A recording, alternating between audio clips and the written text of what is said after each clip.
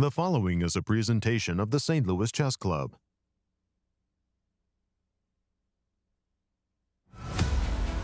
It's coming down to the wire at the FIDE candidates in Cyprus. Another day of draws moved Javokhir Sindarov that much closer to victory, with a crucial matchup against Anish Giri on deck. Giri will keep his chances alive if he can take down the frontrunner. Day 13 of sensational chess, coming up next.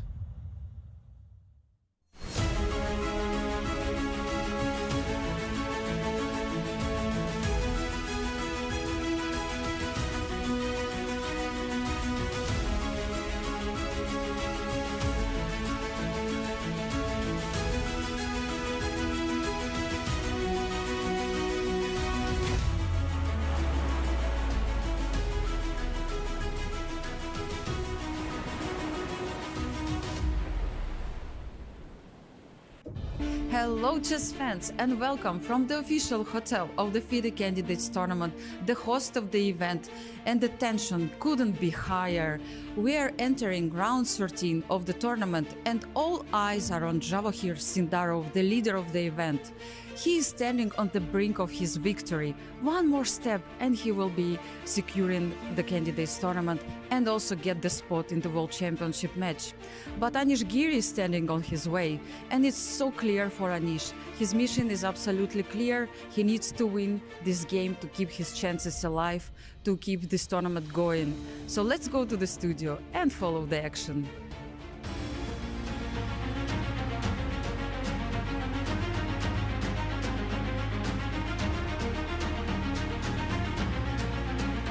Hello everyone and welcome to our show Today in Chess.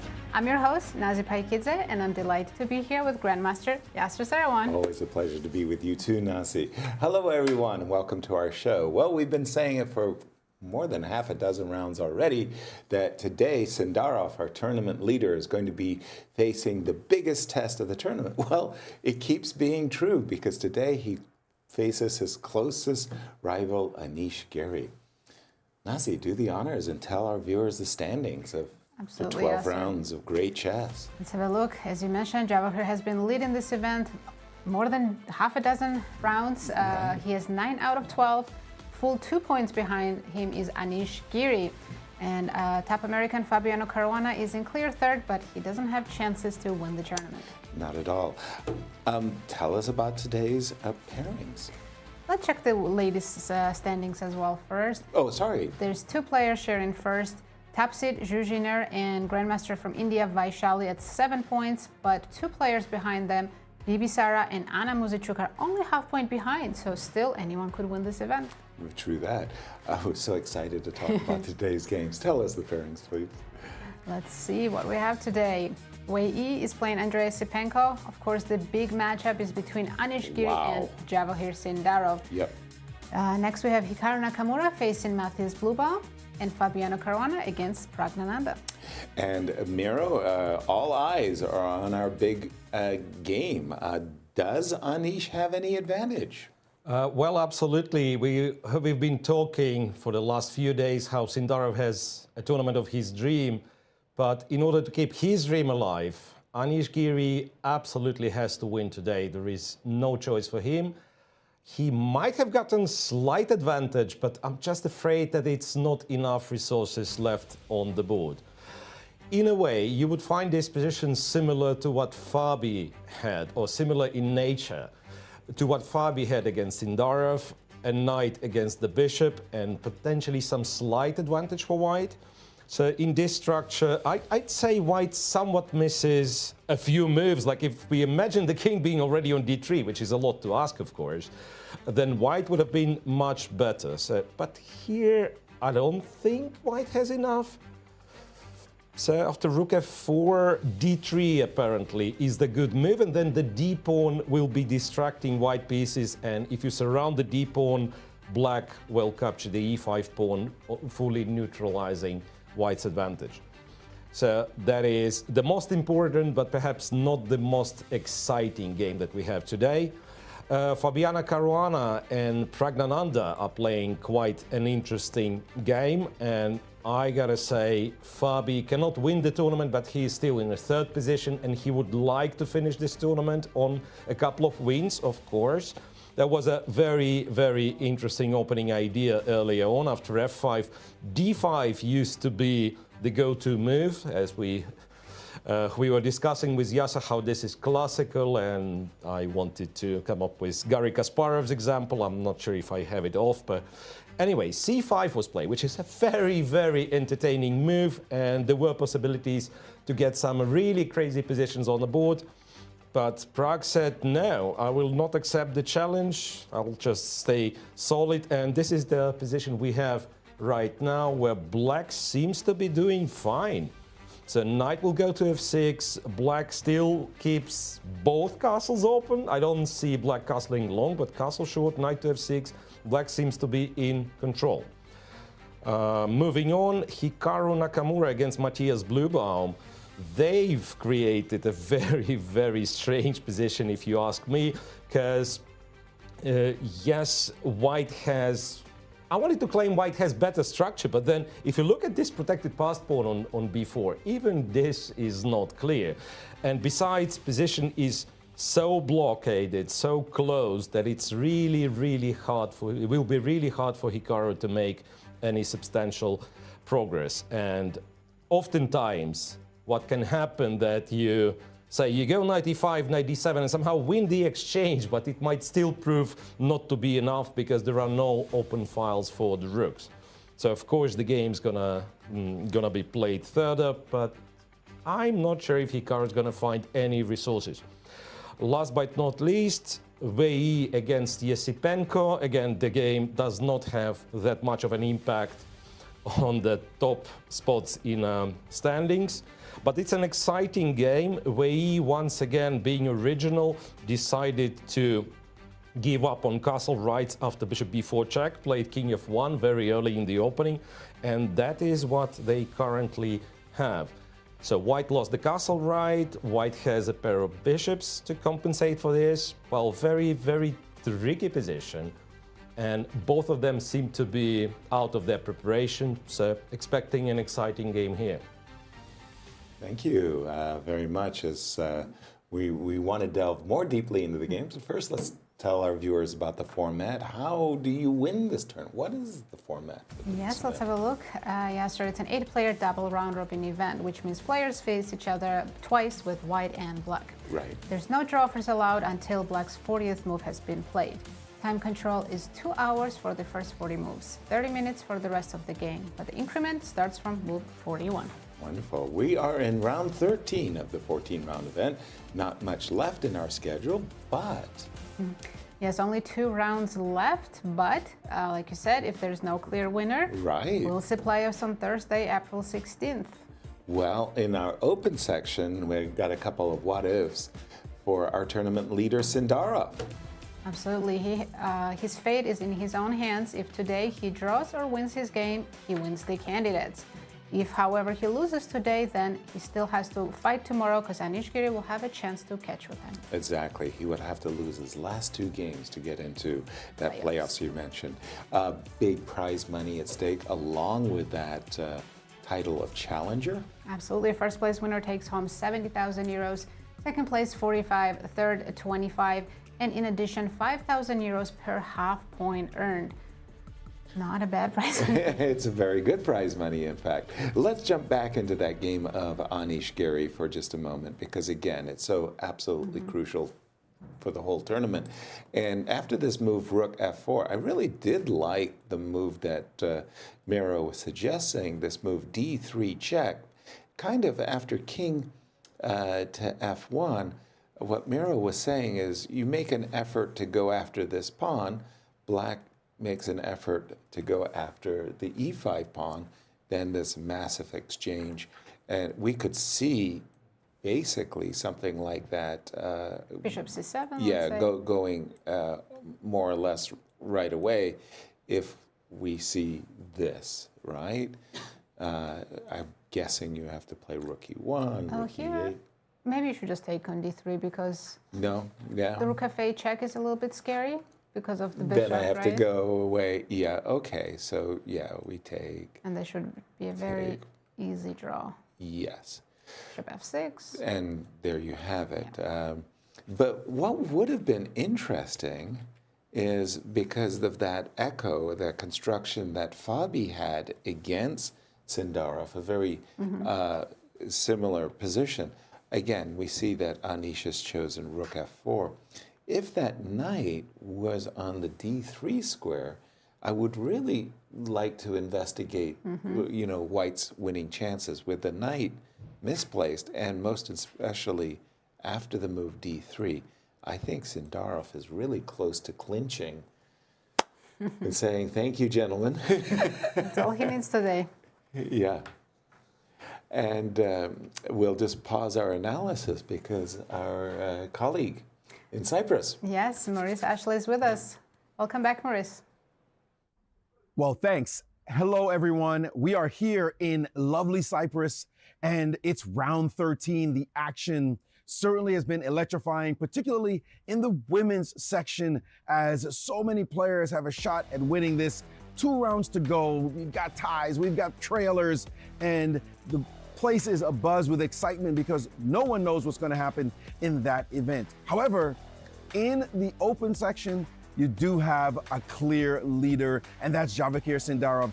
He woke up this morning feeling like history was to be made. Can you imagine waking up knowing this may be the biggest day of your entire competitive career, and he can seal the deal with a draw against Anish Giri, who happens to be his closest pursuer. If he makes a draw, it's done. He doesn't even have to play tomorrow with 1 round to spare. He'll seal the deal. The game they're playing right now looks like it's ever so close, that much closer to the finish line. But with the tension high, the fear factor, so much on the line, any kind of mistake may be made. He's been a cool customer so far. However, my suspicion is today is the day. Will we see it happen? Well, we'll be reporting more live here from Cyprus. Thank you, Maurice. Absolutely. And speaking about the ladies section, again, Vaishali and Zhu are tied for first. I jumped in and I'm looking at Tan's game against Vaishali, and Vaishali's fans are in distress because actually Tan has a very big advantage coming out of the opening. So that's a huge And yesterday, game. before the round, Vaishali was in clear first. Then Right. she lost to Zhu. Right. Now they're sharing first. If Vaishali loses 2 in a row, she's pretty much out of. Yeah, just at the finish First line place, too. yes. Jumping to the game of Zhu and Alexandra as well. I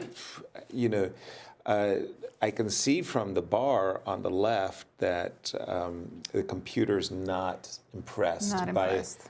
by White's position, and yet, when I see a knight on c6, I just think the knights are in their glory there. I mean, it's 2 bishops versus 2 knight, a very, very double-edged position, but my instinct is to favor White. Again, I'm agree. looking at that knight on c6. You can have 2 knights now on Like- c6 and c5, by the way. Wow. Yeah. Yeah, that they look good to me. And then finally another huge game is between Bibi and Anna, as we were saying at the top of the show. These 2 players tied for the 3rd place, both players needing a win. They're bishops of opposite color, but wait a minute, Anna's missing a b6 pawn. And again, the computer evaluation is big advantage for Bibi, and she needs a win just Absolutely. to be in She's half contention. point behind the leaders. If she wins today and the leaders don't win, she's sharing first, Exactly. going into the last round. Exactly. Let's And take a again- look where these 2 stand in the standings right now. Bibisara and Muzachuk sharing 3rd, only half point behind Vaishali and Zhu. As you mentioned, Yasser, Vaishali is in big trouble. Looks like she might lose. Right. Zhu looks like even right now, but anything can happen. So if Bibisara wins this game, She has jumped up for tie for she'll first. be fighting going- for the first place tomorrow. Exactly, going into the last round. And Miro, you were saying that Fabiano essayed a unique approach, a new approach to the centuries-old Queen's Indian. Right. Tell us about it. That's perhaps the most exciting game in terms of the opening. Right, I don't know where to start, or let's go all the way back. So that is one very classical way of playing. It's a hybrid, I would say, between the Nimzo Indian and the Queen's Indian, because you can get that via different move orders, right? And all the way here, so bishop g5 gets attacked, knight to e4, bishop b7, all the way here to f5. That's been seen, tested, starting from 1980s, I believe, something like that. Correct me if I'm wrong, Yasser? No, you're and then, absolutely right. Apparently, it is the move that's been played, but we haven't seen c5, which is a very, very surprising move to see. Because your first reaction would be, well, wait, but what if I take, right? Right. But then white enters quite a forcing line, queen to b3, and apparently black has to go to d5, and white goes c4. So now the bishop's attacked. If you move the bishop back, then after d5, white is absolutely crushing through. Right. So what you have to do after c4 is to take on g3. Now, if white was to take back, then black gets to take on f3 with the tempo, develops knight d7, and black is solid. Completely. Therefore, after knight g3, a surprising move follows. White captures the bishop, but wait, the rook, knight h1, d6, and white not having an immediate threat, well, I guess queen b7 is a threat, and being a rook down, but apparently white is fighting for advantage. In fact, the only move for black to keep the position balanced would be g4. Wow. Then white has a choice between queen d5 or b7, which leads to the same position, so queen to d5. Pawn takes knight, queen takes rook. And yeah, here computer recommends d5, but cd4 is also a move, but let's just follow along the main line. So d5, gf3, and now you have to go king e7, and now you have to go king e2 to get to the knight on h1. Knight takes, king takes, cd4, and then white has a choice. Queen a7 or rook g1, both being relatively balanced. Amazing preparation by Fabi, because after c5, and yeah, after c5, I've looked at this moment, and Fabi still had almost 2 hours on the clock. Well, Prague's time was reduced to 1 hour. So it was a huge, huge surprise Prague didn't anticipate. But he reacted in a very clever way by going knight d7, and this is what we have right now. Queen e7, and here Fabi taken on e4. I don't know if it's still a part of preparation, because computer doesn't necessarily like it. Bishop takes, queen e2, bishop b7, knight d2, understandable. And the last move, h5, is once again disliked by the engine. So apparently white has to enter those complications after knight c4, attacking the d6 pawn, obviously. Right. Well, black has a choice, because f4, pawn takes h4, wins a piece. Right, it wins the piece. However, white would be better after that. So you get those Sindarov Praggnanandhaa vibes from this position, right? Right. So black king uncastled, white sacrificed the piece, but gotten a lot of pawns for it. So, and the desirable, as Yasser likes to say, the desirable castle long would have been very good, but white has a resource, rook to f7. This is very important. And then you get to take on d6, and then you take the bishop, king takes, queen e6. And even this one's not like entirely clear, but white has a bunch of pawns for the piece. Right. Right, so it is very entertaining. And then the other line after knight c4 would be if black goes e5, d takes e5, d takes a5. And again, the bishop is in trouble, but white is supposed to not to pay attention to this threat and just go rook to d1, where, of course, it would be too naive to go h4 because of the knight d6 check. Right. So rook d1, rook h4, and again, white has a wide choice here. Queen to d3 is one move, attacking f5, and again threatening knight d6. I guess queen d3, f4, and ef4, gf4, I was thinking. And then there is bishop h4, and white is winning. Okay, so if Fabi finds knight c4, I think Prague will be in trouble. So maybe, yes, we all know Fabiano is not fighting for the first place, but as I said, like winning a game or two at the very end would really improve the mood. Yes, Miro, but it's not just the improving mood. Finishing second in the candidates does matter. Yeah, I mean, you feel a lot better about the whole journey with a second place finish. I'm thinking, Miro, that move H5, yeah, and again, just to take a look at the standings and what this game means. Yes, Fabi would love to finish second because we've seen before Magnus pulled out of World Championship cycle, and then whoever finished second in the candidates got to play the match. Exactly. And Fabi needs to win both last rounds to have a chance at that. Exactly. And Mira, it just strikes me that the move H5 by Prague, if you don't mind me saying, is a little excessively ambitious. You didn't have to play H5. You could have castled short. Right. But the thing is, I think Prague does it a lot. So he's trying to be very principled.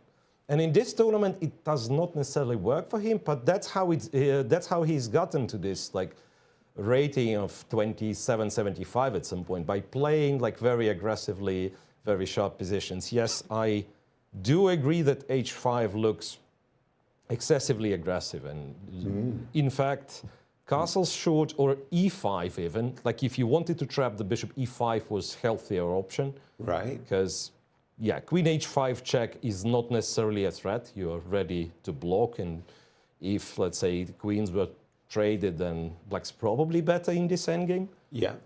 So, yeah, it's a bit of a surprise. And coming back on this discussion, like Fabi wants to be second in the candidates tournament, there is no Magnus to pull out from the cycle this time, but I agree.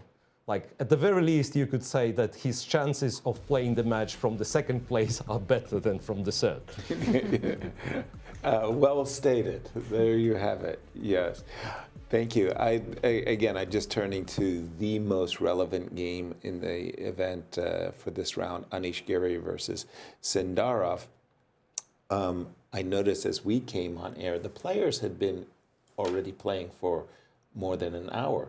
Guess who had an extra hour on his clock? I'm going to take a wild guess. That was wild guess. It was, and he had almost 2 hours. In fact, it was really he blitzed through this opening stage like it was all prep, and he had mentioned it in an interview that he was having after his round 12 game that he's looking forward to the free day to really prepare himself for this game against Anish, and it looks to me like he guessed incredibly well, Miro. I mean, that was just a great preparation. By the way, we have some Sindarov stats to share. Pretty impressive what this young man has done. I mean, absolutely my goodness. Incredible. His live rating right now, he gained over 30 points in the FIDE candidates. How do you gain 30 rating points in the candidates? In the candidates, it's he amazing. Went from 27.45 to 27.75, and currently is world number 5. Wow, simply wow. At 20 years old. And he has one of the greatest tournament performances ever. What's his current? Absolutely. A couple days ago, it was 31.50. Be serious. Now, after a couple of draws, it dropped to 29.42, but still absolutely incredible. As you can see how other players' TPR is much, much lower than his. Well, it's funny in the sense that he's trying to secure his victory by making some draws, and his TPR drops 200 rating points from 31.50 to 29.42. And finally? And then look at his line score. It's Mona Lisa, right? Right. It's just, I mean, whenever you don't have a donut. Actually, that's so impressive to not lose a single game in this field. Not a single game. He was close just once also, just round 1. After that... Yeah, round 1 was his biggest, most shakiest moment. When I think of great tournament performances, in my mind, undefeated is a prerequisite, but this number of victories to go with that undefeated is just, I mean, a dream. Right, so that is like we are back to, comparing it to Fabi's streak in 2014, and again, something that I brought up, I think, was Karpov's Linares 1994, which is 11 out of 13 again. So amazing. Crazy performance. Crazy, crazy performance. What's caught your eye in this Well, round there is 13? much more excitement in the ladies section, I have to say. Please. Don't know where should we start. Yeah, let's just go one by one. Zhuzhiner against Goryachkina. It seems to be a result of opening preparation, even though they both spent quite a bit of time. I think this very position that we have on the board, we should backtrack all the way to here, because it's not necessarily automatic, but quite logical. After b5, a takes, rook takes rook, bishop takes, knight a5. White went to capture, goes c4, and white is winning the e5 pawn. Queen drops to d8. Here, I'm not so sure if you could take on e5 immediately with bishop or a knight. Zhuzhiner decides bishop c3 to take on a5 first, then to take on e5. And this is what we are getting. Queen h4, queen to f6, bishop b4. Black has some annoying compensation with two bishops, and the fact that white has had to play g3, weakening the squares around the king, right? So knight to e4, queen b2, and this is an interesting moment because after queen c1, queen e2, queen e3, queen b2, black came up with kind of silent draw offer. Queen c1, queen e2, queen e3, queen b2. So all white had to do if she wanted a draw was write down queen c1 move and call the arbiter. Right. Zhuzhiner went rook d1, very ambitious. Well, says, I still have resources, but f5 seems to be a very clever reaction. So knight here, queen takes, and queen back to e2. There was an alternative after knight c5. I think f4 might have been a straight-up way to make a draw, even though computer is not criticizing bishop takes c5 necessarily, but f4, where you have to take, and then you do this. And then you go queen e2, and I don't see how white can stop queen g4, queen h3 perpetual. Right. So, yeah, sharp game, but it seems still balanced. So there is that. Then we have... And here where the two players are in the standings, why is this game so crucial for the ladies? Right, for Goryachkina, she's maybe not looking for the first place anymore, but for Zhuzhiner, it's everything to play for. Absolutely. My goodness. If she wins today, or even with the draw, she might be in clear first going into the last round. Bingo. All right. And then to know if she will or will not be in first after today's draw, potentially, let's check Tanjangi against Vaishali, because that is another very important game. Again, Vaishali is in the lead. Tanjangi is not fighting, but she seems to catch up on the tournament form in the last few rounds. Here, I think all the way to move 15, it was more or less correct, logical. So white has the potential passed pawn on the d file and a pair of bishops. But black shouldn't really be bothered that much. Bishop c7, clever move, trying to disturb black's pieces. And then all black had to do was, I mean, there were the fancy move bishop e4, but all I'm saying, like, take the bishop, pawn takes, and then, don't know, you could go b5. You could just drop the bishop back to d7, then knight goes to f5. So white's marginally better, but you have this sort of insurance. You have opposite colored bishops on the board, right? The pawn will, you can't really stop it from going to d6, but it's firmly blockaded on d7. So black would be safe. And then what happened was rook f to e8, knight d7, and knight g3, and then particularly knight d7 is a weird move.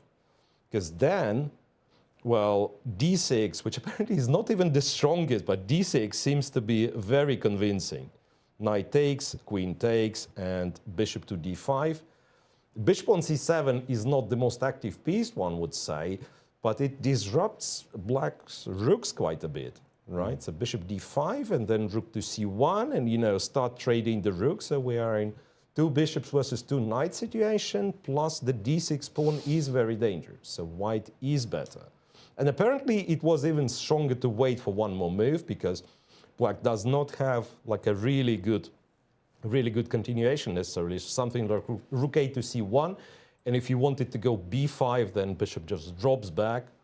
And then eventually white's going to go d6 and put the bishop on f3, so that was even better for white. But still, Tanjung has the advantage over Vaishali, one of the leaders. Then what do we have? Bibisara, so if it goes like that. If Vaishali wins, loses, which will be her second consecutive loss, then the game between Bibisara Sabayeva and Anna Muzichuk kind of gains in importance because those players are half a point behind the leaders. So the winner of those, So once again, women's standing is much closer. You see, Tanjung last place, Vaishali, but it's only 2 points difference. And then pay attention to the ladies tied for the third place. Muzichuk and Asabayeva. So Bibisara has, advantage in the endgame, and if she wins, she surpasses Vaishali, and she might be catching up with Georgina. So nothing is clear. Wow. Thank you, Miro. Miro, but because you mentioned the game between Bibi and Anna is so crucial, and especially with Bibi having an extra pawn, you didn't make mention that Bibi allowed her opponent this constant threat of trading rooks, right? And oftentimes, whenever you can take off the rooks, the defender will seize that opportunity. And then 1 pawn will not be enough for white to win. Precisely. And I wanted to ask you, Miro, did Bibi blunder in allowing Anna a potential escape by offering a rook trade? Yeah, so that's something that I was following this game, but I didn't see it like the last couple of moves. Right. It looks like, the opportunity is definitely there, right? The rooks, if black wanted to, the rooks are getting traded. Right. However, after rook d6, are we 100% sure that rook takes, pawn takes, and a move like bishop to b4, King to if it's c6. nothing to worry about? Well, again, it's a lot to worry about, but I'd rather have the rooks off the board. Yeah, that's true. That's true. And then, so what I was thinking, and let me illustrate, like if I'm super naive and I see the pawn's attacked and I go d5, right? So it's on a light square, so it cannot be attacked any further. And then white goes to f8, and I say, no, I'll put my pawn on light square, so it's not hanging, right? And then say, white goes to g7, and once again I go Miro, to f5. sorry to interrupt, but we have to jump to Sindarov's game because everything has come off, and Wow, looks like a dead draw now. Nothing to discuss. Exactly. Even. We expect the end of the game to happen very shortly. Let's get to the current position. I think they played the line we're looking at, and now it's just a rook end game with nothing to play D3, for either players. bishop c7, rook e. That's a really strong move, powerful move by Sindarov. Rook d5, and everything just got traded, and we're in a dead drawn rook and 4 versus rook and 4 ending. Yeah, even if Sindarov loses one of the a pawns, it's still a draw. Wow. Just a And reminder. that will be our champion. This is all Sindarov needs, just a draw today, and he guarantees first place and a match against world champion Gukesh. Wow. He was so incredibly deserving. He's played the best chess by far. I mean, no complaints whatsoever. It's actually surprising that Anish was even close chasing him. Like Yeah. if Anish had won yesterday, today there would still be something to play for, right? Exactly. But you have +6. How is somebody chasing you? I know. I mean, if before the tournament you said to Anish, we're going to give you a +2 score going into the last 2 rounds, he would say, how close am I half a point out of first? I'll take it, Yeah. right? No, you're 2 points out of first. Oh boy. So B2, B3 was the last move on the board. What's your take? How would you Make it play? draw? Yeah, I would probably play A5. A5. So after A4, Rook B4. rook And then B4, I'll bring the king out. rook here, Okay, rook take. takes. I'll go rook B7. And you wouldn't be afraid of the game of Anatoly Karpov versus Vlastimil Hort, where you have the passive rook and But without an extra pawn? without it. I think Talia might have had a pawn on an extra pawn on the third rank. In fact, he just played king f7. He's allowing rook d7 check just because that leads to trades, right? King f6, I'm guessing. King f6. Okay, so Right. you're going to just accept the pawn down position Yes, rook like e6. this, King and then- f5. or king f5. Even I beg your pardon. King f5. Why play passive here? And the whole defensive idea is to get the rook behind the pawn. Yeah. And I'm actually surprised the engine is giving 0, 0, 0s. Like, this is dead, dead, dead. Right, why has an extra pawn? Yeah, like, hello. I mean, I worked so hard to win that extra pawn. Give me, a smidgen of a chance of winning. Again, Miro, I'm in awe. I never saw this at all in any kind of prediction world, even though he was the third favorite according to our statistics. Right, no, that's absolutely stunning performance. The only thing which went wrong for Sindarov in this tournament, he scored this +6 too early. And that's how Anish ended up having chances, mathematical chances. Yeah, if he had saved his 4-0 sprint for the last 4 rounds, yeah. Yeah. Well, jumping ahead, In case he were to play the world champion. which is very likely now, let's see their history. Well, I think this is a comparison on how the two players have played in their respective candidates. So the average mistakes per game, you see that Sindarov was much More accurate. Yeah, he didn't make, he was making half as many mistakes. I wonder what this is based on. How do you... Just some kind of wonderful AI chewing through. Middle game accuracy, but it's the end game accuracy. This is Sindarov's, greatest performance and one of the greatest performances Of all I've time. ever seen.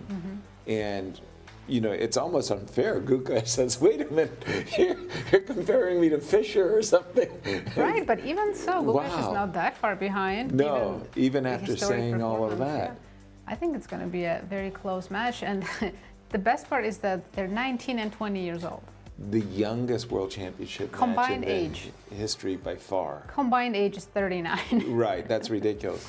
And I remember when we were just gushing over the fact that Gukesh was the youngest world champion ever. Strangely enough, Sindarov... Well, he will remain the youngest world champion, You never- even if Sindarov right. wins. But yes, their classical matchups, 2 wins for Sindarov, 1 draw. But we don't know if those 2 wins happened 15 years ago Exactly. or 2 years ago. And current life standing Sindarov is world number 5. Wow, and he... And we know Gukesh hasn't been having the best classical tournaments. Right. But on the other hand, he's more experienced. He's already played the match. Yeah, and by the way, that when you go through a World Chess Championship match experience, it's really a crucible. I mean, you really feel the absolute intensity of each game, the preparation that goes into it, the emotional stress. So, it's not a coincidence that after his 5 World Championship matches, Magnus said, you know what, I'm not enjoying this as much as I want to. Yeah. I'm going to take a break. I'll step out of classical World Championship match. I'll concentrate on winning the World Blitz and the World Rapid rating He's done about titles. 10 times. Maybe more. Maybe even more. I don't know. Miro, did you get a chance to work with players playing in a World Championship match and just what an intense... Not really. The candidates, experience. yes. It is. Well, I don't know if the final of knockout championship counts, because that's World my Cup. only experience with Maria Muzichuk back when she won the title. And again, you could make a comparison because it's not such a long match, but the tournament's very long. So Right. if you are in the final, that means you went a long way. Yeah. And of course, it's devastating for the players, and again, you want to prepare something special, you want to be sharp, you want some complex positions, but at some point you just get exhausted as the player. Absolutely. Then let's just play whatever and see what happens. Because yeah, something that one has to remember, that your opponent is just as exhausted as you are. Yeah, exactly. Those World Championship matches can be very draining. Let me refresh my board. And also, let's not forget, so Sindarov replaced Gukesh in the Grand Chess Tour. Yes. He will be joining us as a full participant in playing a lot of events this year, while World Championship match is likely to be in November. Yep. That's where it usually is. Right. So he won't have that much time to prepare for the biggest match of his life. Exactly. Here's the Grand Chess Tour schedule. To remind everyone, it's beginning soon. May 5th will be the first event in Poland. Right. We'll start with Rapid and Blitz, where Gukesh will be the wild card. It's very nice of the So they will world face each champion other there. joins. Actually, Yes. they will face each other twice, in Poland and Croatia, in Rapid and Blitz. I think. Unless Sindarov is missing one of those. Yes, correct. I think he plays one, not But both. they'll definitely meet either in Poland or Croatia. Exactly. Then we'll have Classic in Romania right after Poland. And then everything moves back to St. Louis, entire month of August. There'll be a lot of chess here. You will want to be in St. Louis for that month of August, because it will be a real celebration, and I'll try to encourage even to have more events alongside. More side events. Yeah, exactly, to encourage amateur players, the scholastics players to come out. It's 4 versus 4, rook ending 8 in the game of Anish. You cannot get a more dry position than this. I think a draw is absolutely inevitable. They can offer here. a draw until move 40, so I think they'll at least reach move 40, and Exactly. then we'll probably see a draw. Let's jump to Fabi's game, because he Please. seems to be nursing a good advantage. I mean, he's down a piece, but it's that line that Miro showed us. Oh, okay. Okay, so here I was a little bit critical of the move h5. Like, you know, I more or less was raised in this classical sense that you don't attack until you're completely developed. You know, That's a good and the rule. move h6, h5, you know, first, you know, address the issue of the king, castle short, or even that move e5, that was more interesting. But I thought h5 was overly ambitious. Miro was showing this line with knight c4. I mean, truth be told, I don't have a chess engine at the board. I would have probably played f2, f3, you know, just securing my bishop, you know, could come back, you know. But this is actually exactly what Praggnanandhaa wanted, and as you can see, Engine slightly likes it for black for some reason. You've expanded on the king side. But no, Vichy said, okay, let's play. And here comes a piece sacrifice. Well, you don't see this every day, a double set of double pawns on the king side. On G-file, yeah. You know, actually, I've got it wrong. It's just triples. It's triples. Wow. And the retaking with the F pawn also, right? Yeah, but there was this one line that was absolutely a gorgeous cheapo, castles. Now, it's a puzzle rush. If you told me puzzle rush, I find the move immediately. Yeah. But at the board, you start looking, you go, oh dear. Yeah, you don't know, expect rook to land on F7. And there it comes. Rook lands on F7, and whoop, I've got this knight takes D6 line after queen takes G5. Turns out to be advantage for white. But if Prague can't castle Miro, what's he supposed to do as an alternative? Well, I was thinking to kind of walk king d8, king c7. Take a walk. Even though it feels too slow.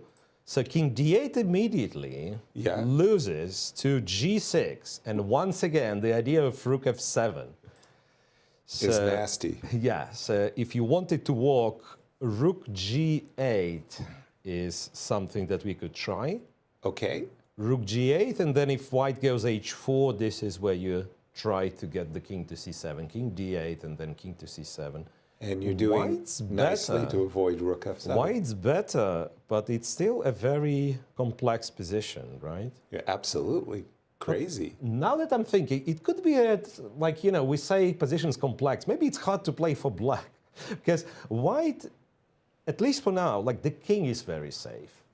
anything that, if these pawns are good for something, is for covering the G file. Yeah, the king's hardly getting checked on the G file with triple G pawns. Right. So I'm saying, like, white has sacrificed the material, but has enough 3 pawns for a piece, and white doesn't mind, and that's not very often the case. White doesn't mind to kind of slow play this position, right? So usually you sacrifice the material looking for something like very quickly. Here you might come with like knight to e3 and then double the rooks on the f file, maybe go c4. So you are not necessarily pushed to create right here, right now. So you might take your time to establish the piece coordination. So all in all, yes, it does look like a serious advantage for Fabiano. Wow.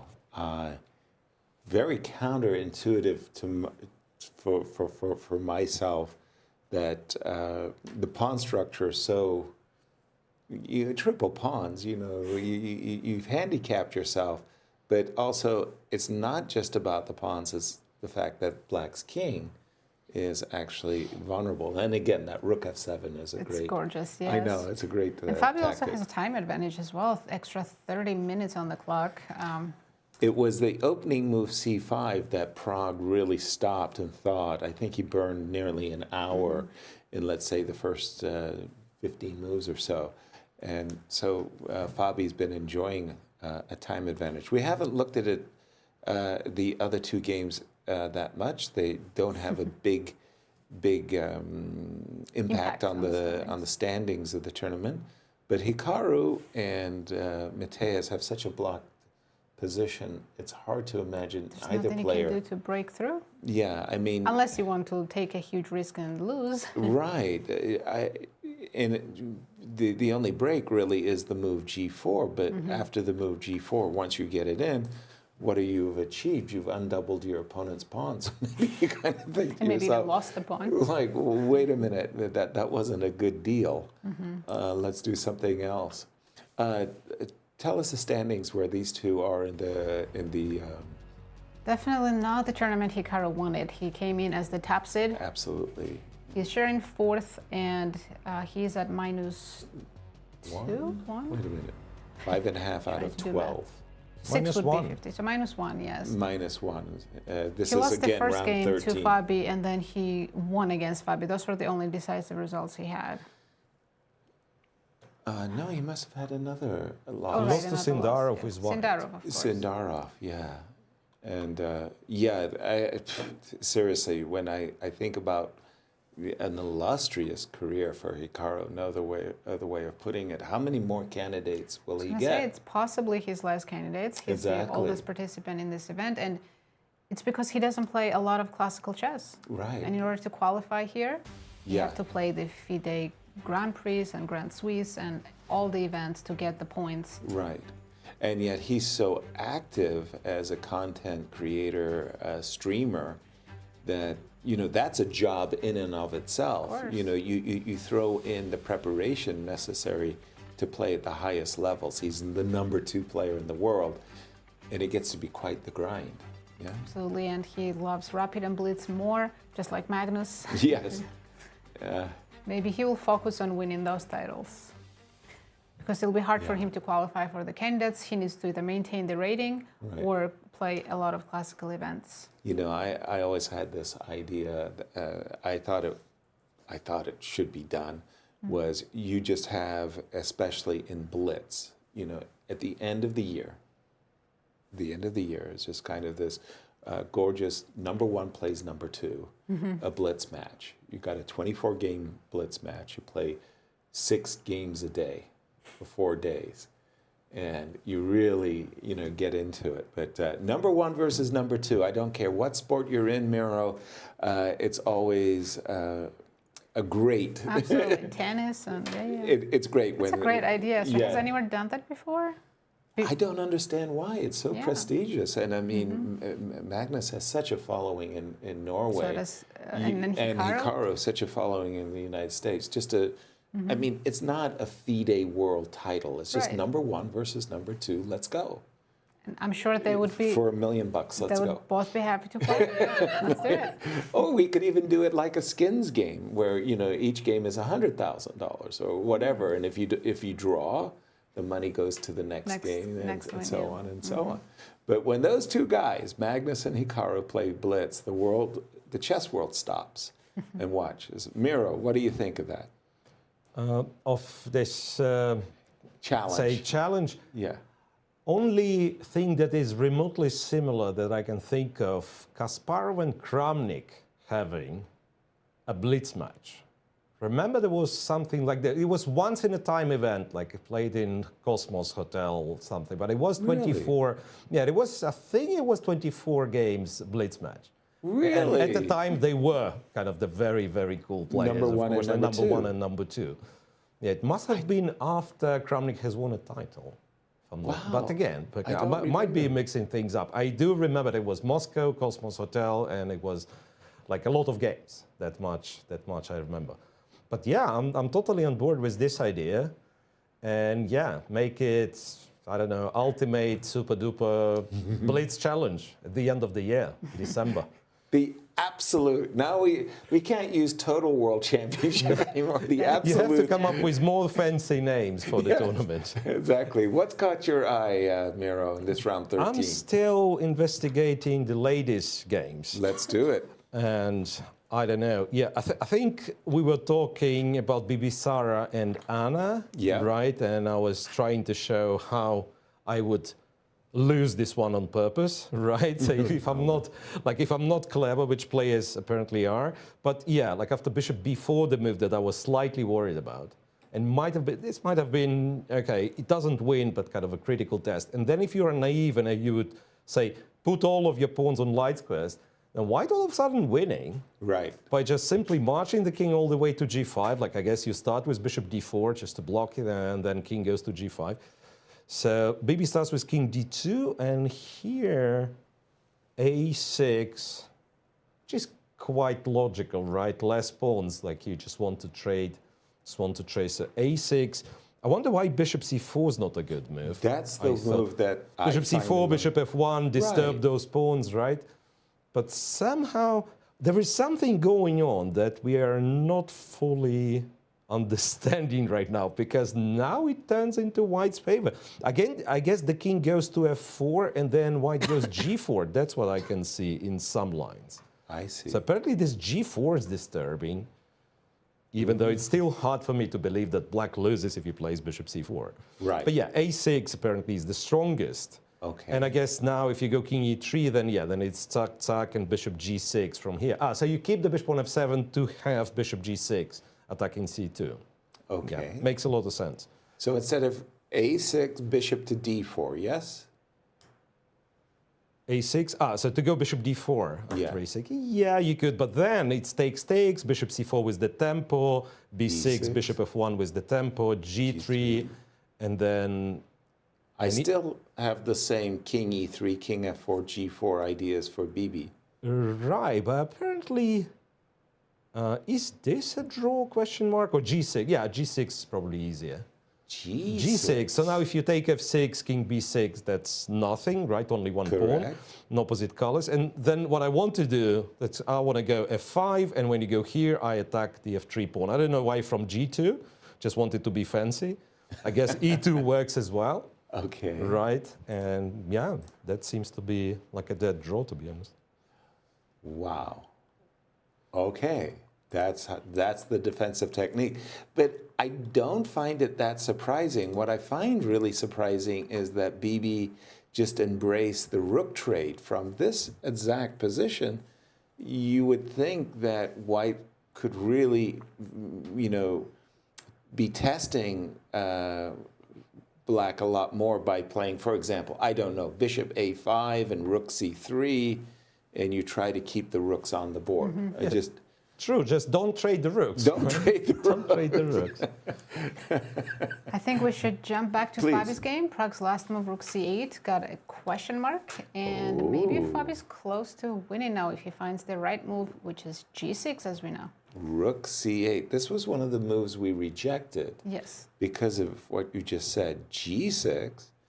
And if bishop a6. there's a massive threat of rook f7. Bishop a6, I think, is Prague's plan. Don't you have, guys, don't you have this, rook f7 vibes? I've seen one game where Prague was black and rook f7 won the game. And you sacrifice the queen for a lot of bits, but I have 1, 2, 3, 4. Yeah, so actually, I think white might have something better than this. Even better? Instead of rook f7, Okay. let's push g7. G7. Yes. Well, that's a slap in the face, isn't it? Because if you leave the h file with the rook, I have queen h5 check, and I'm assuming that's...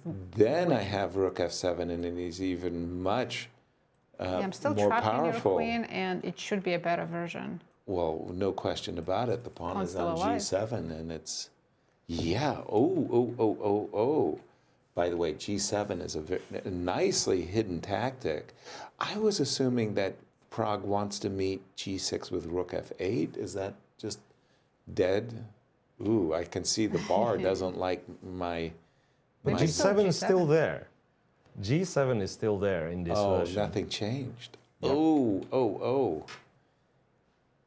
Oh. So I gotta tell you, if g6 is on the board, white's objectively winning, and also black might find it hard to sort of find the best defense and might be falling apart within the next few moves, right? Wow. You know, it's funny, when you said bishop a6, and of course, again, rook f7 is very strong, g7's even very strong. I had actually rejected that because I thought, oh, aren't I clever? But this is actually not what white wants at all. I mean, Remember, this black got is the piece. yeah, this is where black is actually fighting well because he's up a piece. So g6 and clock times are significantly still in Fabi's favor. 57 Could be minutes. almost a miniature. If you go g6, g7, it can be over on the spot, and that's on only move 23. Wow. It's funny, you mentioned miniatures, but I always thought of miniatures as Under 20? under 21. Under 21. It's like, blackjack. Okay. I got you in 21. But rook c... Miro, help me out here. Rook c8 strikes me as remarkably It's a blunder. naive from Prague. Like, he's just... He couldn't find anything But better. I told you, I have the same feeling as we had. Prague was playing black. He was a piece up against pawns, and there were some rook f7 motifs. And Right. that is the game of Sindarov versus Praggnanandhaa I'm talking about. Yes, So that is earlier. very similar in a way. After g6, rook to g8. Well, computer actually likes rook f7 more. Rook f7, oh no, hang on a second. No, I'm lying to you. Bishop a6 is what we were looking at, right? Right. Rook f7, still preferred over g7. Then bishop c4, rook takes, queen takes, and I guess you have to be clever with queen f3. Queen f3. Queen f3, and somehow you are getting there. Point being, if rook f8, then it's to h5. And then you want to go to h7, and knight f6, queen g5. And then I imagine you just go E1, h4, H4, g4, h5, this pawn Yeah. starts moving. Which is still, like if you would give me this position, I don't see the engine, I would think, yes, white is better, but black has something going on for them, right? The bishop on c4 is anchored and can go to d5, and maybe I'll collect the c3 pawn, so it still requires some calculation. Yeah, it's you not would- like it's an automatic win. That's right. You would feel that black still has some kicking. Again, from your bar, I can see that the bar just says no. It's +3. Yeah. +3 and nothing to Huge. be done for black. Yeah. Wow. What can you say? Great preparation. It's worked out, at least it worked out incredibly well. Right, so for Fabi needs to find g6, and then, looks like it's his game. Yeah, rook c8. By the way, not for nothing, but how do you not find g6? That's a Yeah. good question. Because What do I you don't have do? any other good move. There's not a lot of good moves. I mean, bishop a6 is well and truly on black's agenda. So I don't think you want to play knight e3 here and just allow queen takes g5. Like, I mean, okay, maybe there's an argument to be made for h4, but the moment you see g6 Bishop and rook a6 f7, also you allow. So no, you don't it's want like, that. no. So I think g6 has to be played because it's almost force. What a good Very forced good. winning move, though. Yeah. I'd like to turn our attention to the Ladies' Championship for just a moment because, again, we have so many huge games going on there, especially the game of our #1 seed, Zhu Zhener, against Alexandra. Can we catch up with the play? So the last moves were rook a1, rook e8. Makes sense, right? You're kind of sidestepping this knight Maybe e7. black wants to play f4, bring the bishop out, and create some threats. Well, exactly. So Zhu says, well, I worked very hard for my extra pawn. Let me keep it. d4, f4. Okay. I mean, you don't have to be asked twice, right? Bishop h3, queen f3, or even queen e4. I'm getting a little bit worried for white. Exactly. The white squares. Knight back to d5, stopping queen f3 in the future. And we've caught up with the players' times or... They're not in time trouble yet, 26 minutes against 20.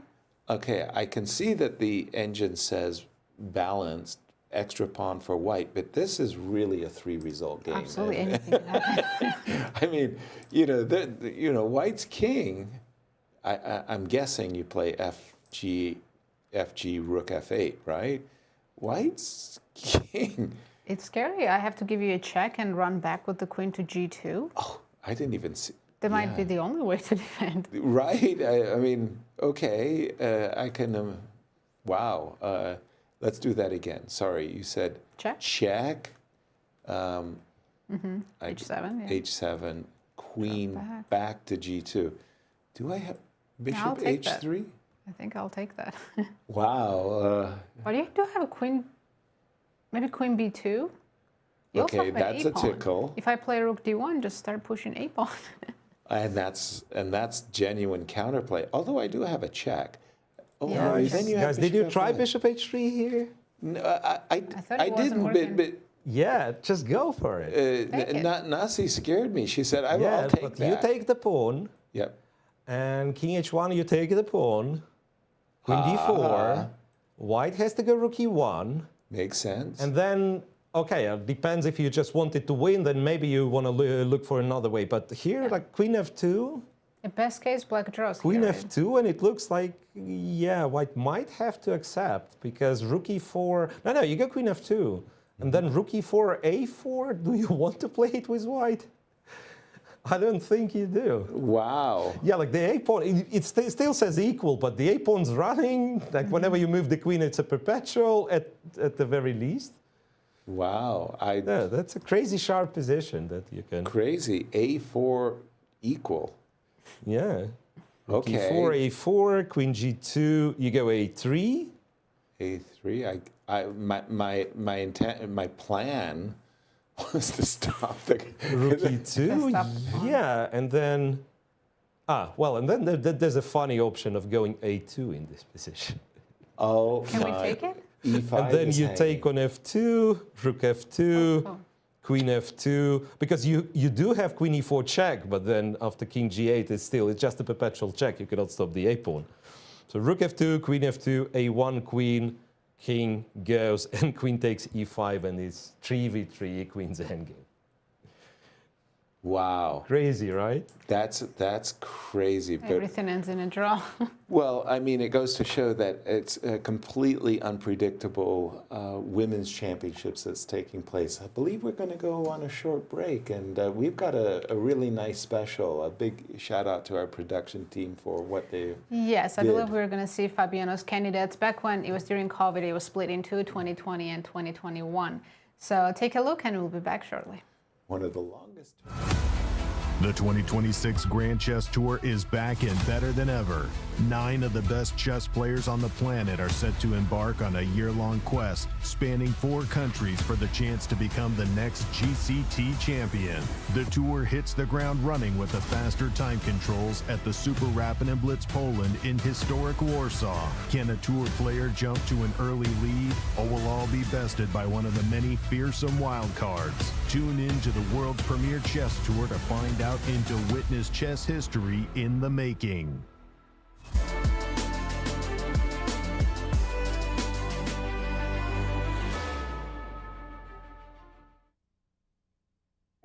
In March of 2020, as the world stood on the brink of uncertainty, 8 of the world's greatest chess minds gathered in Yekaterinburg, Russia.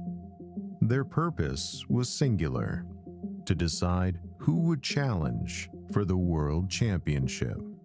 The FIDE Candidates Tournament is chess's ultimate proving ground, where preparation meets nerve, and where even the smallest misstep can echo for years. Among the contenders stood Fabiano Caruana, quiet, deliberate, and relentlessly precise. He had already come within reach of the world title in 2018. Now he returned not just as a challenger, but as one of the favorites. But from the very beginning, the tournament carried something unusual. Beyond the board, the world was changing. What began as distant headlines quickly became an unavoidable presence. The COVID-19 pandemic crept into the tournament hall, not as an opponent, but as an atmosphere. Players were no longer thinking only about positions and preparation, but about safety, uncertainty, and the unknown. For Caruana, the conditions were deeply unsettling. Well, I think that the circumstances of the pandemic and the first half of the tournament definitely affected me negatively. I couldn't really focus on the games. It was both the world situation and also the atmosphere in the tournament. It was very oppressive. It was just very strange, like getting medically tested before and after games and constantly being worried that you're sick or someone's sick and all these things. So I think that I definitely wasn't in good shape in 2020. The Candidates is designed to test limits, but not like this. After 7 rounds with the standings still tightly contested, the tournament came to an abrupt halt. International travel shut down.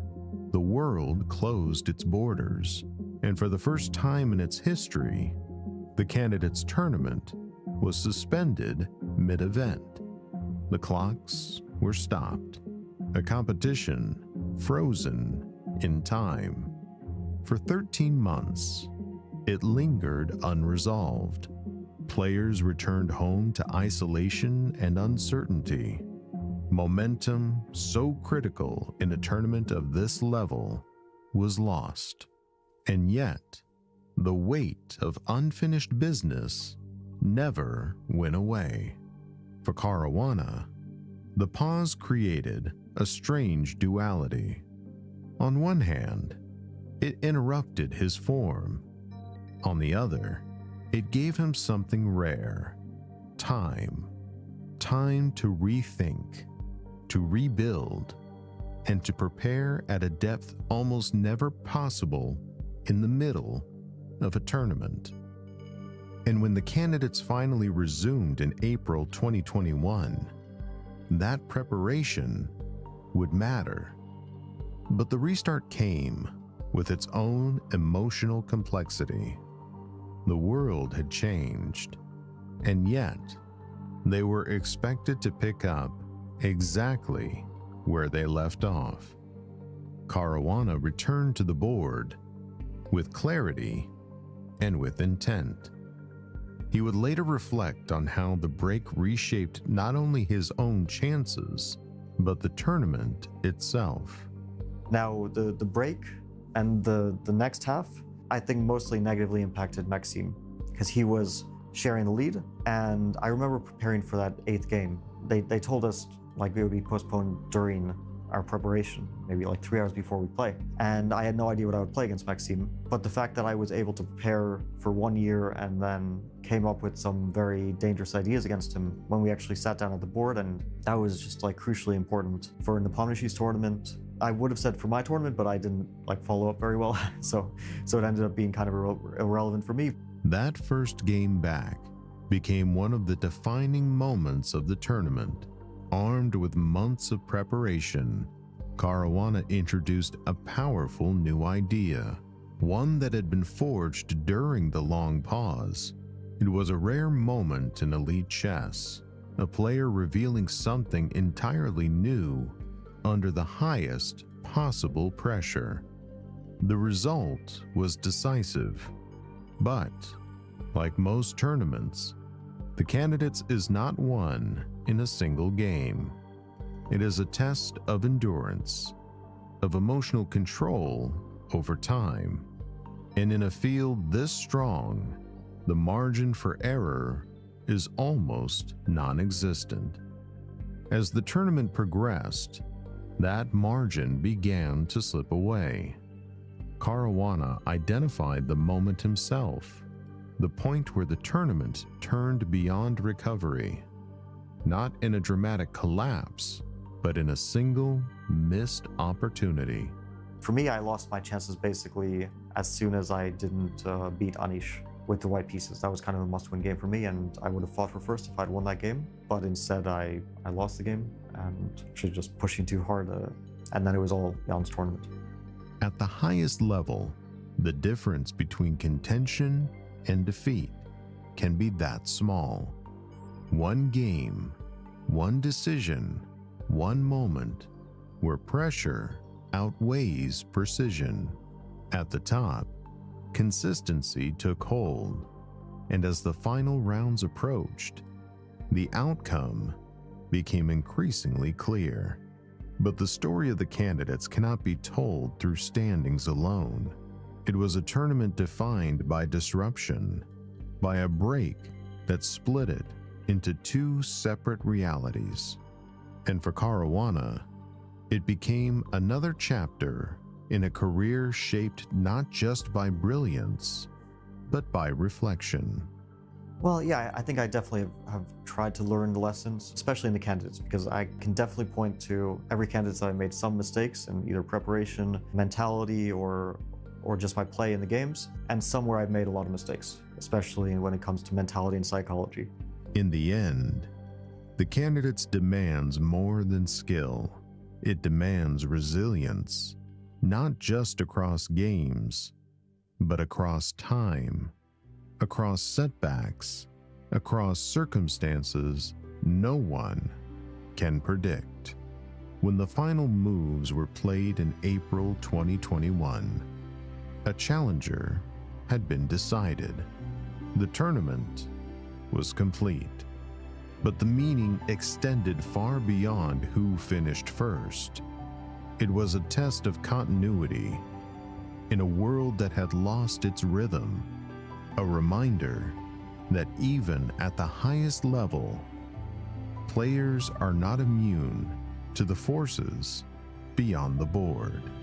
And for Fabiano Caruana, it was something more personal, a story of preparation that found its moment, a chance that slipped away, and a lesson carried forward.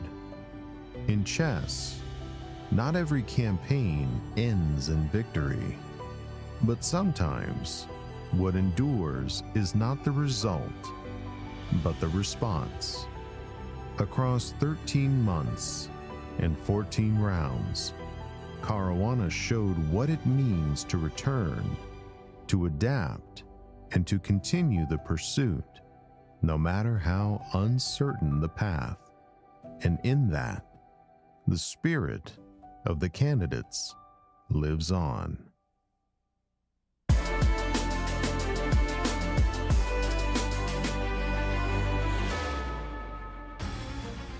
Welcome back, everyone, to round 13 of the Candidates. There's no results yet, but let's remind everyone the standings in both Open and Women's section. In Open, Javokhir Sindarov only needs a draw today to clinch the title. He's playing Anish Giri, who is in second and 2 points behind him. Rest of the players don't affect the standings today. Exactly. Fabi trying desperately for that second place finish. He'd have to win his last two games. How about in the ladies? The ladies... so much more to play for, right? Absolutely tight race. The two players sharing first, Jujiner and Vaishali. and two players only half point behind them, Bibi Sara and Anna Muzichuk. I'm just looking at Tan at the very bottom there. With a win today, you know, kind of starts to look a little bit more respectable. Let's jump into the games, and especially in the open section, where we do have this all-important game between Anish Giri and Javokhir. yes. They have this very draw Rukan game. And somehow I had still playing. yeah, that's the confusing part. I had somehow Miro, I had expected.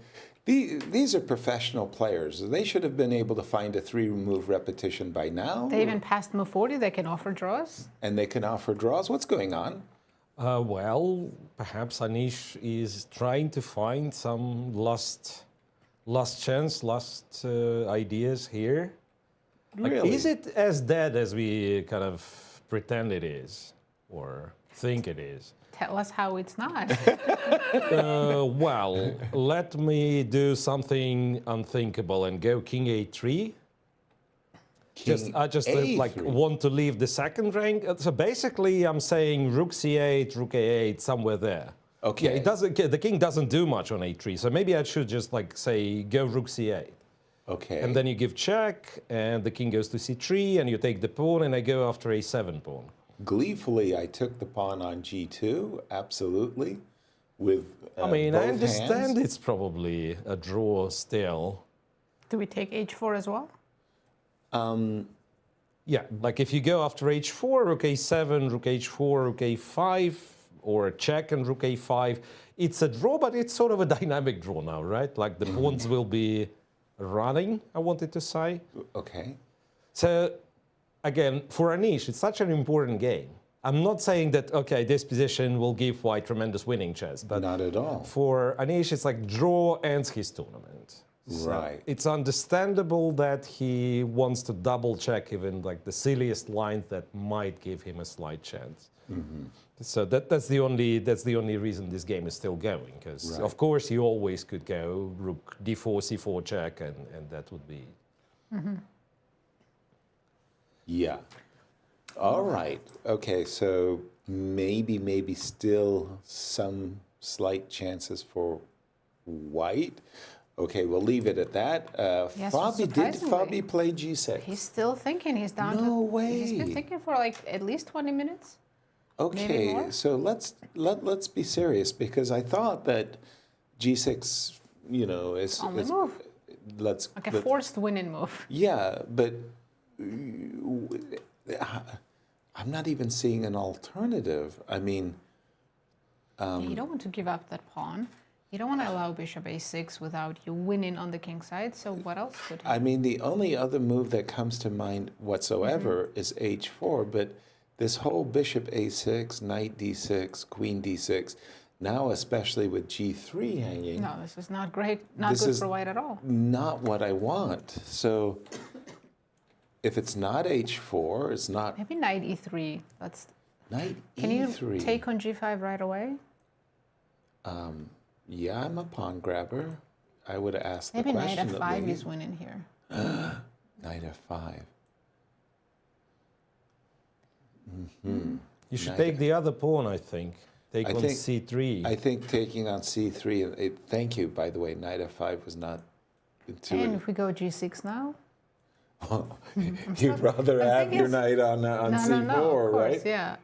To attack d6, what is knight doing on e3? Thank you, exactly. I mean, Then it's you- apparently King D8 is the key move here. yeah, King no, D8 no. and black's doing well.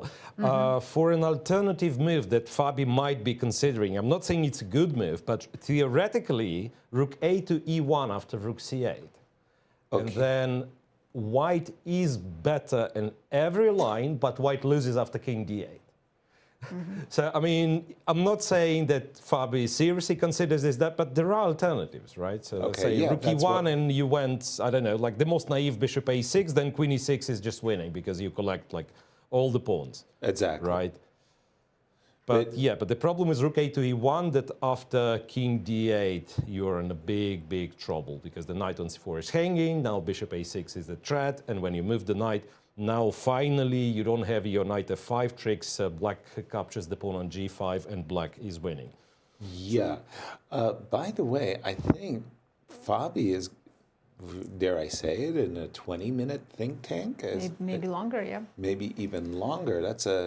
That's remarkable that G6 has not appeared. I'm pretty confident it will. I'm going to check in on Hikaru and Matthias. Really nothing to speak of. The players Most have close just... position we've seen in this candidates. Actually, yeah, that's right. At least in the Open. Is. Maybe we missed some games in the women's section. Right. I mean, Hikaru has established a knight on E5. Good for him. I don't think it's long-lasting after a move like King E8. You only have one good piece. The rooks are not in the game. We expect to draw there. Wei Yi versus Andrei Esipenko. The king being on G1 without the rook on F1 looks so strange. It does. It's sort of like, if the rook were on F1, I really like White's position. Two bishops, what's not to like, right? Last move is the mistake. Last move is the mistake. What was the move? F2, F3. F2. So, well, apparently, even with the king on G1, White was slightly better. He had to go H4. And rook lift. Yeah, it's either rook lift or just creating more space for the king. Because guess what? After F3, you attack my knight. So what do? Not move it. I sacrifice the other knight. I go knight C5. Of course. And then take one of my knights. Okay, obviously D C5, Queen C5 is something not to be done because of Queen F2. Right. Right. But if you capture the other knight, black is still very happy because Fe4, bishop D3 is hanging, bishop on F4 is hanging. And as I said all that, Andrei played rook A to C8, which is marked as red by the engine. Okay, nothing dramatic, but it once again gives White a chance to go H4, after which the knight is under attack. Right. By the way, computer still doesn't move it. But just to be clear, what you're saying, Miro, is that after the move F3, there was a missed opportunity for Andrei. Knight C5 would lead to the position which is already more pleasant for black, because White would have to drop the bishop back to F1, knight E6, Fe4, knight F4, and somehow it is promising for black. I imagine if you were to take on D5, then after rook C8, something is falling. It's quite dynamic, but with the king on G1 now, with the absence of a dark square bishop, like White is in danger. Right. Thank you, Miro. And for these two, their tournament standings with 2 rounds to go. It's not their tournament. It's not their tournament. Definitely. But how do we say it? You win your last 2 games. You win your last game. You go home You feel with good. a little bit of, yeah. And for Wei Yi and Andrei, not only have they had bad tournaments, they're really looking for any kind of a win. And there is one more thought to it. Like, if you win last 2 games, we keep saying, like, if you win last 2 games, it improves your mood. Yes. But with the price structure that we have, you win 2 games, you win additional 20,000 euro, which is like a good first prize for a strong open tournament. Absolutely. So, you know. I want to draw your attention to Bibi Sara's game. I think. And here is the prize fund. Yeah, prize fund, as you can see, first place gets 70,000, wonderful prize fund, but also in addition, 5,000 bonus for per half point earned. Very, very nice. Thank you to the Bibi FIDE. Sara has a chance. Maybe Anna Muzichuk made a mistake. Whoa, well, let's jump into that game because, again, one of the, in the ladies' event, the gap between first and absolute last is a mere 2 points. And we have 4 players who all have very, very good chances for a share of first, including the game that we have. Bibi and Anna, both players are just a half a point behind our 2 tournament leaders. A victory for either player really sets up a brilliant contest for the 14th and final rounds. And Bibi went into this opposite color bishop ending with a 2 result, we understand, but I thought it was closer to a draw than a win for her. However, after King E3, Bishop C4, you'll see that our chess thermometer at the end of the edge of the chessboard just went up big time. Bishop C4, it did not like the engine. It's hard to understand why Bishop it's suddenly better B4, here, King but B7, and it's this move A6 most especially. Is it because we can play I think B6? Yes, and you have a protected passer. But Yasser, while We'll pause. this game will go on, I think Hikaru is about to finish his game. And Not draw. surprisingly, because that was really blocked. Neither player has much to Have they repeated argue, yet? and have they been repeating? They can offer. It's move 40, so I believe A if I was draw here with offer black, is I would offer a inevitable. draw. Or white offers a draw, and this is... But by This the is way, if Hikaru's ever going to play G4, he's actually achieved it. It's official. It's a draw. It's a draw. It wasn't a quick, I don't want to play this game draw, but position-wise, everything got so closed up, neither of them could break through, and game ended in a draw. Fair. By the way, Blübaum made 12 out of 13 draws. Only lost one game to Fabiano. It's not, I mean, he came in as a clear underdog, right?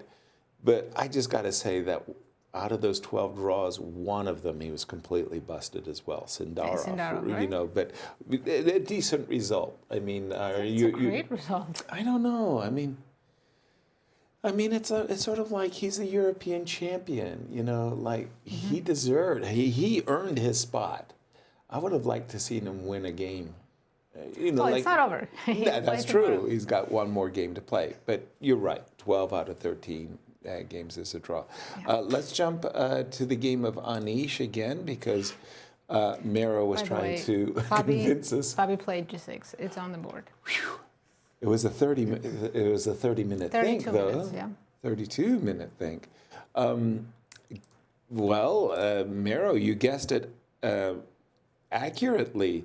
I do see King A3 on the board by Anish, and I'm just kind of wondering what the king is actually doing there. If you'd put it on F4, I'd be happier.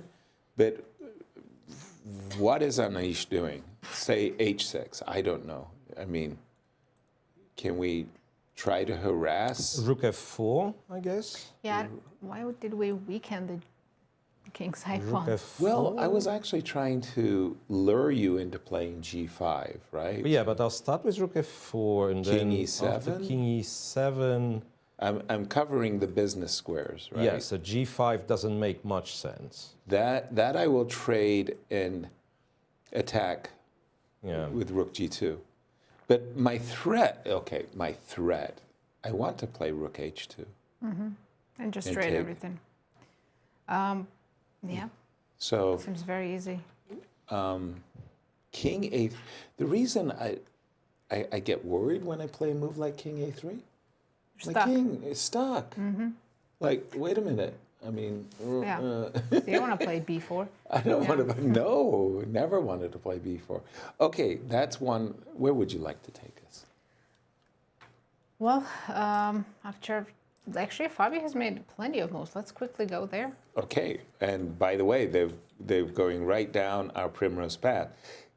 G6, Bishop A6. This is where we like the move Rook F7, as G7. well as G7. Chosen G7, check, and Rook And F7. this is where I think Queen G5 was suggested by the chess engine. At No, least no. Mero. Queen G6, Here I it's think. Queen Or Queen- G6.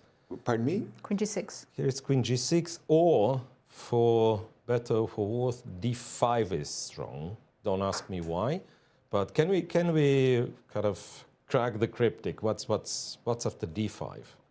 Okay, so my assumption is if we can play with the move Rook F1, Ah, yeah, Queen F7. bishop takes. You get to play Rook F1. and it's Shazam. Yeah, like you start with Queen G5 check, but your ability of playing Rook F1 in the right moment it decides the game. So that's why D5 is a cool move. Right. So there's no bishop takes D5 for black. I assume it's knight F6? Yeah, knight to F6, and then Queen G6. Not G5, but G6. Okay. Yeah, and then if the knight takes, then Harry, the H-pawn, starts running. H4. And that's serious. And it probably runs fast. That's very, very serious. Well, however, may I ask you, knight goes back to F6, H5, knight H5. How winning is that one? Because computer is always very happy when it's a queen versus rook in a piece. Right. But This Is is it good. This is such good. an This is easy good. win. No. It probably is, yeah, it probably is. I wouldn't say it's easy. I would technical, prefer to play black, but I wouldn't mean just. white? Pardon me, white. But I wouldn't chalk it up and say this is a. If the pawns were not doubled, it'd be way easier. Now it's still. Oh yeah, no. And It's there's double pawns. that You know, make it might be once again a kind of dynamics matter because, like, if you give black a couple of moves to stabilize, right. then but- black might be just having like a really solid fortress. But you go queen h6, and again, there is no comfortable move there. Right. Because like if you would double queen h4 drops the bishop, and I think that is the move that's missing for black is like anchoring this bishop or moving it to d5.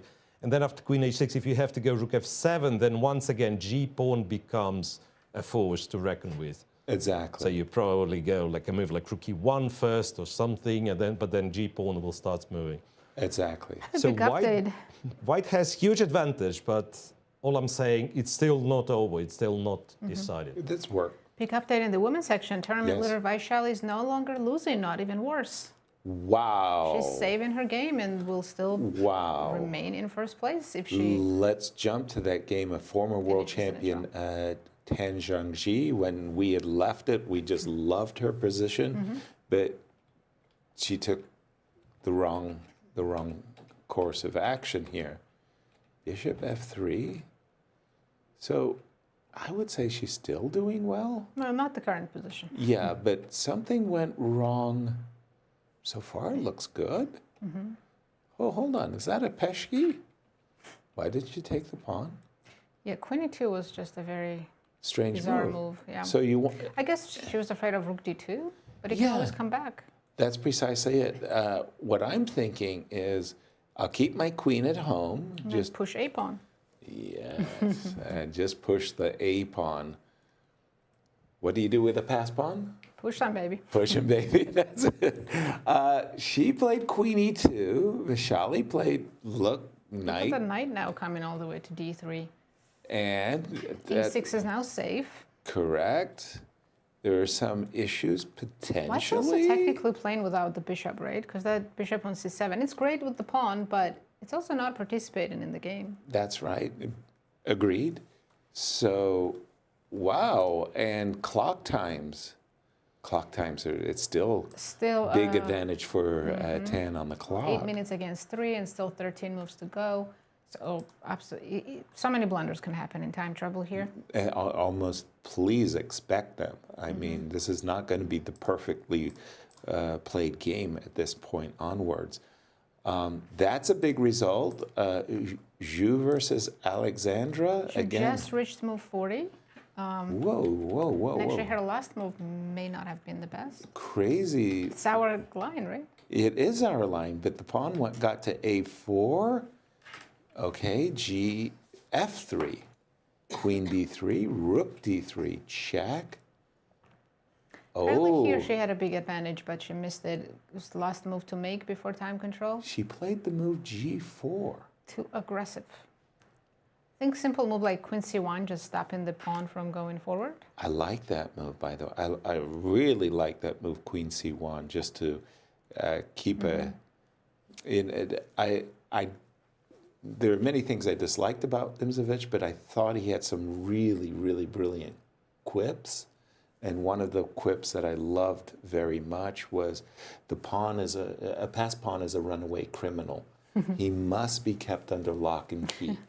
And queen c1 is exactly from his teachings of keeping that pawn under lock and key. She played the move g4, which we understand the whole idea was to lock out the bishop. Do you push a3 now? That's the question. I sure would. But if I played a3 and you played, for argument's sake, queen a1, what's my follow-up? I think some fun lines can happen here. Fun. Fun. Can I take on g4? Well, that's the one Take thing. with the pawn. I'm not happy You're not about happy. opening up the rook. Oops, sorry. You I'm do not have happy. knight g4 and Yes, that's my question. What if I take with the knight?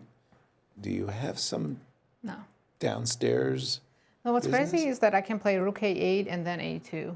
It's one of those lines that Miro was showing us What? where you're down a piece completely, but you're somehow fine. Wow. Black king is safe. And how do you stop a2 queen b1 coming? Do I have to? I mean, oh, you're going to take my rook. So if I go king off the back rank, right? And you go here, and if I... Yeah, I can do queen b3 or something, right? The funny part, if you go queen b3, you're actually threatening to take my rook. Yes. I mean, I'll always have a perpetual check. I don't think... Yeah, white's not losing, but also not winning. Yeah, that is... What a positional piece sacrifice that would be, Miro. Positional? Yeah, guys, I want Yeah, to say A2. this is what happens to us when we watch the games with the engine and we say g4 was a bad move and queen c1 had to be preferred. But just seriously, look at this line, the line that you've started to look at. Queen a3, queen a1, bishop takes g4, right?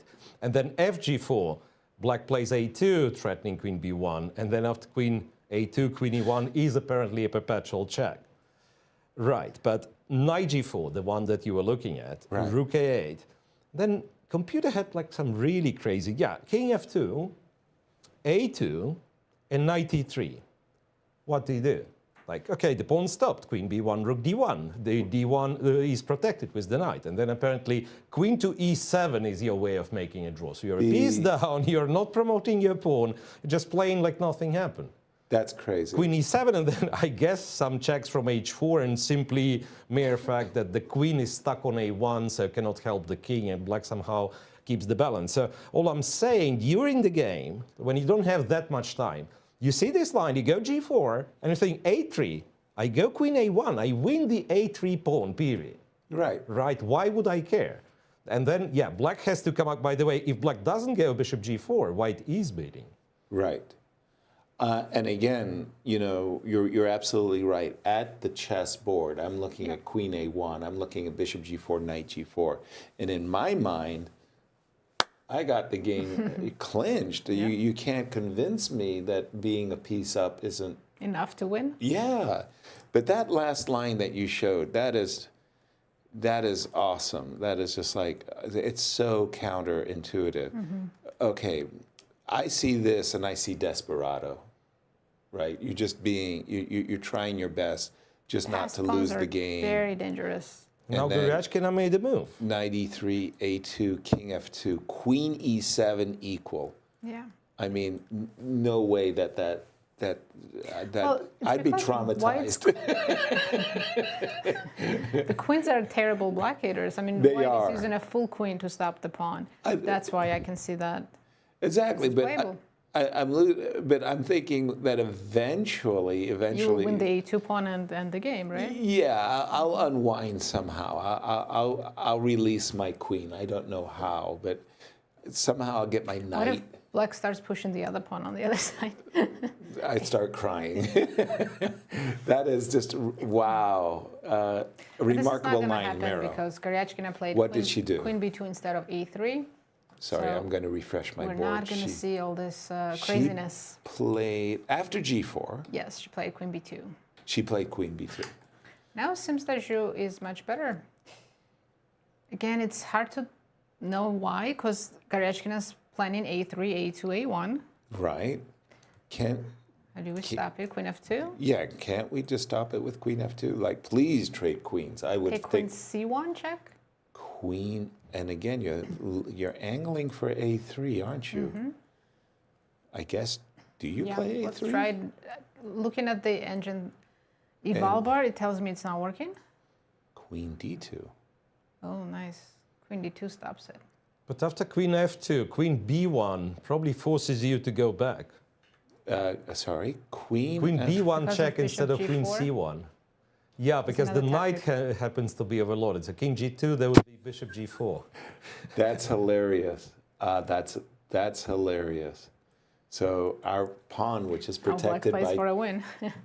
by the knight, is, as you just said, overloaded. Nice line, Miro. I mean, it's like Alexandra's in the game just barely. She's hanging on, but she's hanging on. It's crazy. And again, why this game is so important for the players. Still everything to play for. The top 4 players who are sharing first and third could still win the event. Right. Today's result and tomorrow's result, absolutely crucial. Yeah. Speaking of which, should we check Bibisara's endgame? Yes, with Figure Anna. out. So she has a protected pass pawn. That's opposite color, huge. Bishop endgame. By the way, I now the barometer is just saying it's nothing to winning, discuss. It's just winning, and I can see why. She wants to. BB wants to play c3. Then king e3, king f4 and g4. That's exactly right. She was going to go b3, king e3, king f4, and eventually when she plays g4, these guys are going to be. I'm going to be able to create a pass pawn on the king side for Second one. white. It seems actually very straightforward. Like, let me just make some moves, if you don't mind, just for a moment. So we're just going to go like this, like this, like this, like this. And once we get to this happy hunting ground, right, we're going to play h5 and h6, or H5. yeah, I think I'm going to I mean, play. you can play g5 and win h5 first and g5 and win the pawn, right? Yes, that's exactly what I was hoping, Yeah. was to play h5 and g5 and win a pawn. Yeah, and you can use your king to. The king promote is the h pawn. tethered always, and yeah, white is actually just playing a piece ahead. Huge, huge result. And for Anna Muzichuk, Not winning that game yesterday. wow, she'll Lose look into back. Divya, Yeah. and then this, yeah. She'll look back on this result and just say, I was so close. I mean, it was just in my grasp, the candidates championship. And Yeah, Anna Right. Muzichuk, if yesterday she was one move away from Garyachkina resigning, she would have been at 7 points today, sharing first. right? And now it looks like she's going to lose and drop all the way down, stay at 6.5 while other players pass her. Yeah. By the way, Katerina Lagno seems to be winning, and she'll be catching up with Anna Muzichuk. She's beating Divya. Wow. Who was telling me that? The women, actually, she just won, so we might have 4 decisive results. Who was telling me that pass pawns are important? I think you were.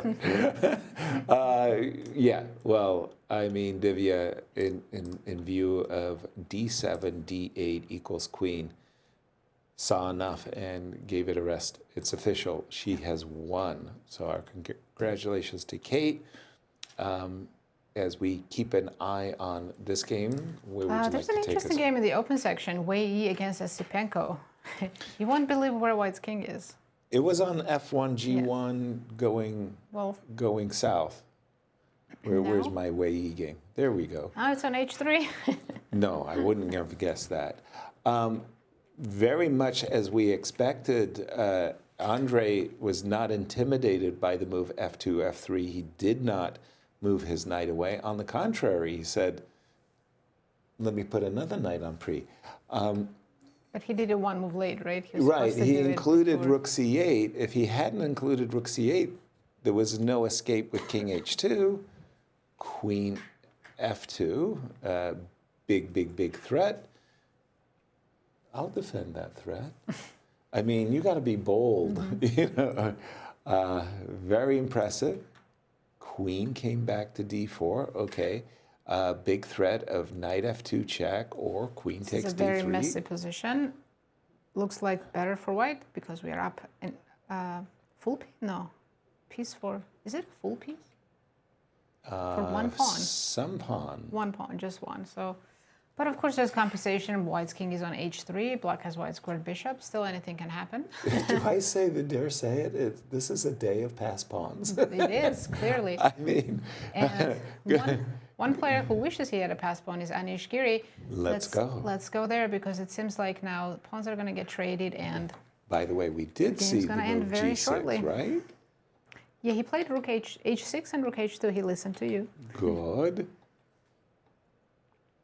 And this is the current position. Do you go rook f6 and trade g for h? Is there a choice? You could play g5, which he's just done. I'm guessing I play h5 in this Right. case. Or you could take on g5 too. Honestly, Yeah. it's hard to lose this. It truly He's taken rook f6 check. Oh, excuse me. They're Pardon me. blitzing out. We do have moves on the board. Takes. Check. Yes, king b7. King b7. I'm assuming we G. have to take. And now all we need is a draw. Rook takes g6, and we just hang about. Again, with the king. Too long. Yeah. He White played a6. Yeah, I can see. has nothing better than advancing his pawn. Just a couple moves away from becoming a world championship challenger. Wow. A great achievement and just a result for the ages. Sindarov. He would Get have used to practicing his name. Yes, and also he'll have to try to live up to this and keep doing this well. 'Cause this performance is hard to beat for anyone, including himself. Yeah, he laid a marker down and said, "This is what you're going to have to judge me on from now on." And it's like, really? I mean, that was a near 3,000 result. Yes, if I may, I have a thought about that. Because nowadays, of course, the top players, they have a lot of tournaments, calendar is marked way in advance. But if you think something like Botvinnik era, or Botvinnik is a great theoretician of your long-term strategy, he would probably advise a young man not to play before the match, so that everyone thinks of you as having this aura of absolutely crushing the candidate, so that people remember this is the guy who won the World Cup and then went to crush the candidates, and now he's playing the match. Right. Because now he's going to play Grand Chess Tour. I wish him well, but inevitably he will have some, let's say, not that successful, not to such a magnitude successful event, and then maybe people figure out how to play against him. But so far, nothing but an impressive performance. Going from winning the FIDE World Cup, arguably one of the most difficult tournaments because it's a knockout system. Oh yeah, to winning the candidates. Yeah, those knockout matches are intense, and to win 7 knockout matches in a row, beating some of the very best players in the world. I remember. Wow. And Wei in the finale. Yeah, that's just outstanding. And this result, outstanding. We're really seeing the rise of a superstar. Wow. So we don't see anything for Anish. Essentially, his king's trapped. So Anish has to rely upon the rook and the pawn solely, and the moment he plays rook to g8, this king is just going to walk back to b7. I think we're about to see a repetition. King c5, king c6, but I would play king c6 myself, and just wait for white to put his pawn on g7 and drop my king back to b7. And then that's it. It's a zugzwang. I think they're going to repeat, and Anish says goodbye to his chances. Yeah. And Javokhir goes to celebrate. Absolutely. Only he shouldn't.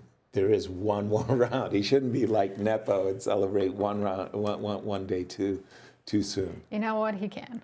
He can. He earned it. But he did. He did earn it, and just outstanding. It's official.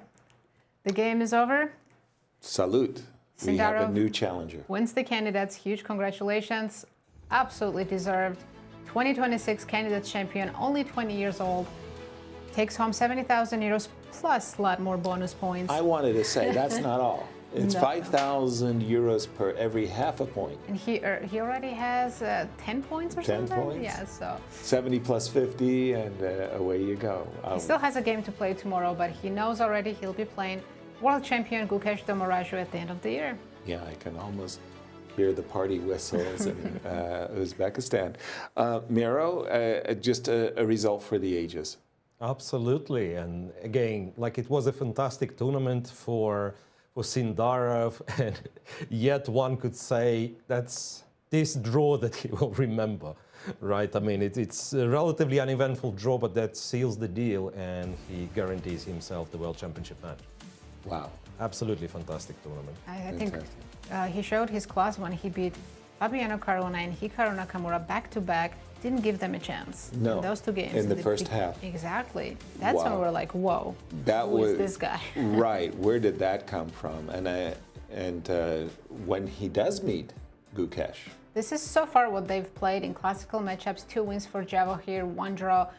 They will meet each other in Grandchester, although it'll be Rapid and Blitz. And They we- will probably not have a classical game before the match. no, and we jokingly said those 2 wins probably came in the under-7 World Championships between, because where else could they have played one Yeah. another? Those 3 classical events. Wow, just I'm in awe. I mean, you go to the candidates and have a 3,000 rated Not a single performance loss. thus far. And yes. it felt like he never felt any pressure. Again, that who knew that game 1 was going to be the only game he was really fighting for his life against Andre, and when that game turned in his favor, it seemed like he was given wings, and he just He got one lucky game in the beginning, That's and then it. he took and ran with it. yeah, very, very, very impressive. Fabiano, is he still winning, Miro? Yes, he does. Yes, He is winning. is. He does try to win. He actually found the D5 myth, which we thought was not so easy, and we somewhat guessed it. The character of the position is this. Knight takes D5, H4. Black couldn't find anything else but to sack the knight. Rook G7. Rook to D1, what Fabio has played. Bishop D5, and I think it's Queen H6. No, Fabio's thinking here. So he still has this idea of going Queen H6, and then if Black was to double the rooks, it's sort of the same motif of going C4. And then the bishop cannot take, and if Queen H4. this happens, it's a check. King D7, Queen F4, and somehow gets to the D6 square. Beautiful. Yeah, but still, like for us humans, it's not impossible that Black somehow builds a fortress and survives. There is still a lot of precision to be shown by Fabiano Caruana. Absolutely, thank you, Miro. And we do have a result in the women's section. The tournament leader, Vaishali, drew her game against Tanjungi. Wow. She survived. That's a very important result, because tomorrow she has white pieces and her fate is still in her hands. Exactly. And was it a repetition? Yes, it was. Queen check, Rook F1, and there was this repetition on the board.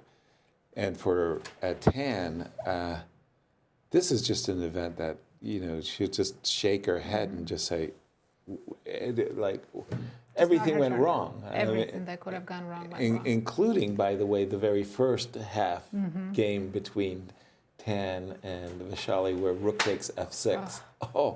Painful blunder. I mean, talk about nightmarish. I mean, that is a howler that you'll remember for a long, long, long time. How about our top seed, Jenner she's putting versus pressure. Alexandra? It's still such a dynamic position, with the black having the A pawn and white king being kind of open. Still anything can happen, but at the moment, she was looking good, and they reached move 40 and gained some time on the clock. Right. But one player who's very close to winning, that's Bibi Sara right now. Yes. Bibi Sara, she's in this bishops of opposite color endgame. And So I see what Anna did. She replaced the king with the bishop to stop the pawn on b6, So and she activated said, her king instead. let's blockade, but, and here's the big but, it cost her a kingside pawn. You're right, she did get the blockade with her bishop, but oh dear, white will now have a situation where maybe a breakthrough with f4, f5. Do we even and need their that? I think you can just H-pawn. go. I don't think it's necessary. Yeah. She did just play king. I think you can play F4. king g5 here, and No, actually, yeah, king e6, king g5 right away, yeah, or move the bishop. King g5, king you g5, like. bishop f3. I'll take on g6. Exactly. And the idea is that if you take, that's a passer, and if you go, I can easily catch your pawn, yes, and that you can, you the bishop cannot is, easily Yeah. catch. bishop is overwhelmed. Exactly. Wow. okay, for Bibi, this is winning on absolutely demand. huge. Truly, I like that, winning on demand, because that's exactly what we're seeing. Situation, yeah. Yeah. I always thought of that as the mark of a great champion, that this ability to win on demand. And I still remember today, it resonates over the centuries, the decades. Winning game 24 by Garry Kasparov in Seville. The match score was 12-11, and he needed to win the game 24 with the white pieces. And he played the quietest opening position he could to keep the tension, and eventually the game was adjourned, and Gary won an ending that the whole chess world was mesmerized, trying to figure out if the adjournment was winning or not. Today we know it was, but at the time we thought that Karpov had chances of saving the game. Gary won on demand and retained the title. And it was That's what you have to do to be a champion, right? Wow, just crazy. And how did Gary prepare for the game 24? Do you know? Yeah, famous story. He played cards. He didn't even want to think about chess. He said, "What will happen?" So that's what Javokhir is doing. He That's keeps our playing video. Is that all we have to do? Just play different games? Exactly. It was a Russian card game. I forget the name of it, but it's very popular in Russia, Miro. Oh, sorry, Miro is just taking a break. But bishop takes f6 on the board, and let me refresh. I think king is on g5 already as well. Uh-oh, let me just do that. And Anna knows this is over. King f4. She did play your move, king g5, and she's looking to grab this pawn or grab this pawn. So if we play king f7, let's just put that move on the board for a second. I guess we just do the most standard stuff in the world. F-pawn is a good enough passer. It really is. Yeah. Oh dear. Wow. And for Anna, once again, how painful it is, because she was a last-minute replacement, and she took over the tournament for the first half. She was a sole leader for a while. Exactly. And then she had that winning game that she lost. That just turned everything around. Then it felt like she came back, but then yesterday again, she left half point on the table, and today, if she loses this, it's over for her. She doesn't have a chance anymore. And Bibi, with a victory, will join Vaishali at 7.5 points, and then all eyes turn to Zhu's game against Goryachkina. Wow. Yeah, still anything can happen there tomorrow. I think they all play each other. It's another one of the, let me jump ahead. I'm looking at it's Anna versus Zhu, Alexandra versus Tan, Vaishali versus Kate, and Divya versus Bibi. Bibi. Actually, the leaders are not facing each other, but they're playing players who have nothing to lose and will play the spoilers. So it's going to be a very exciting day in the women's section tomorrow. Not so much in the open, because we already have a winner. But my goodness. And just to remind everybody that our schedule says that there's no tiebreakers. The tiebreakers, literally, they'll play that free day, that extra day of Thursday will be set for playoffs. Yeah, we don't know. I'm guessing they're going to use rapid chess probably as a tiebreaker. I would be shocked if they start with blitz. Right, that wouldn't make a lot of sense. Yeah. But okay, big game between Zhu at the moment.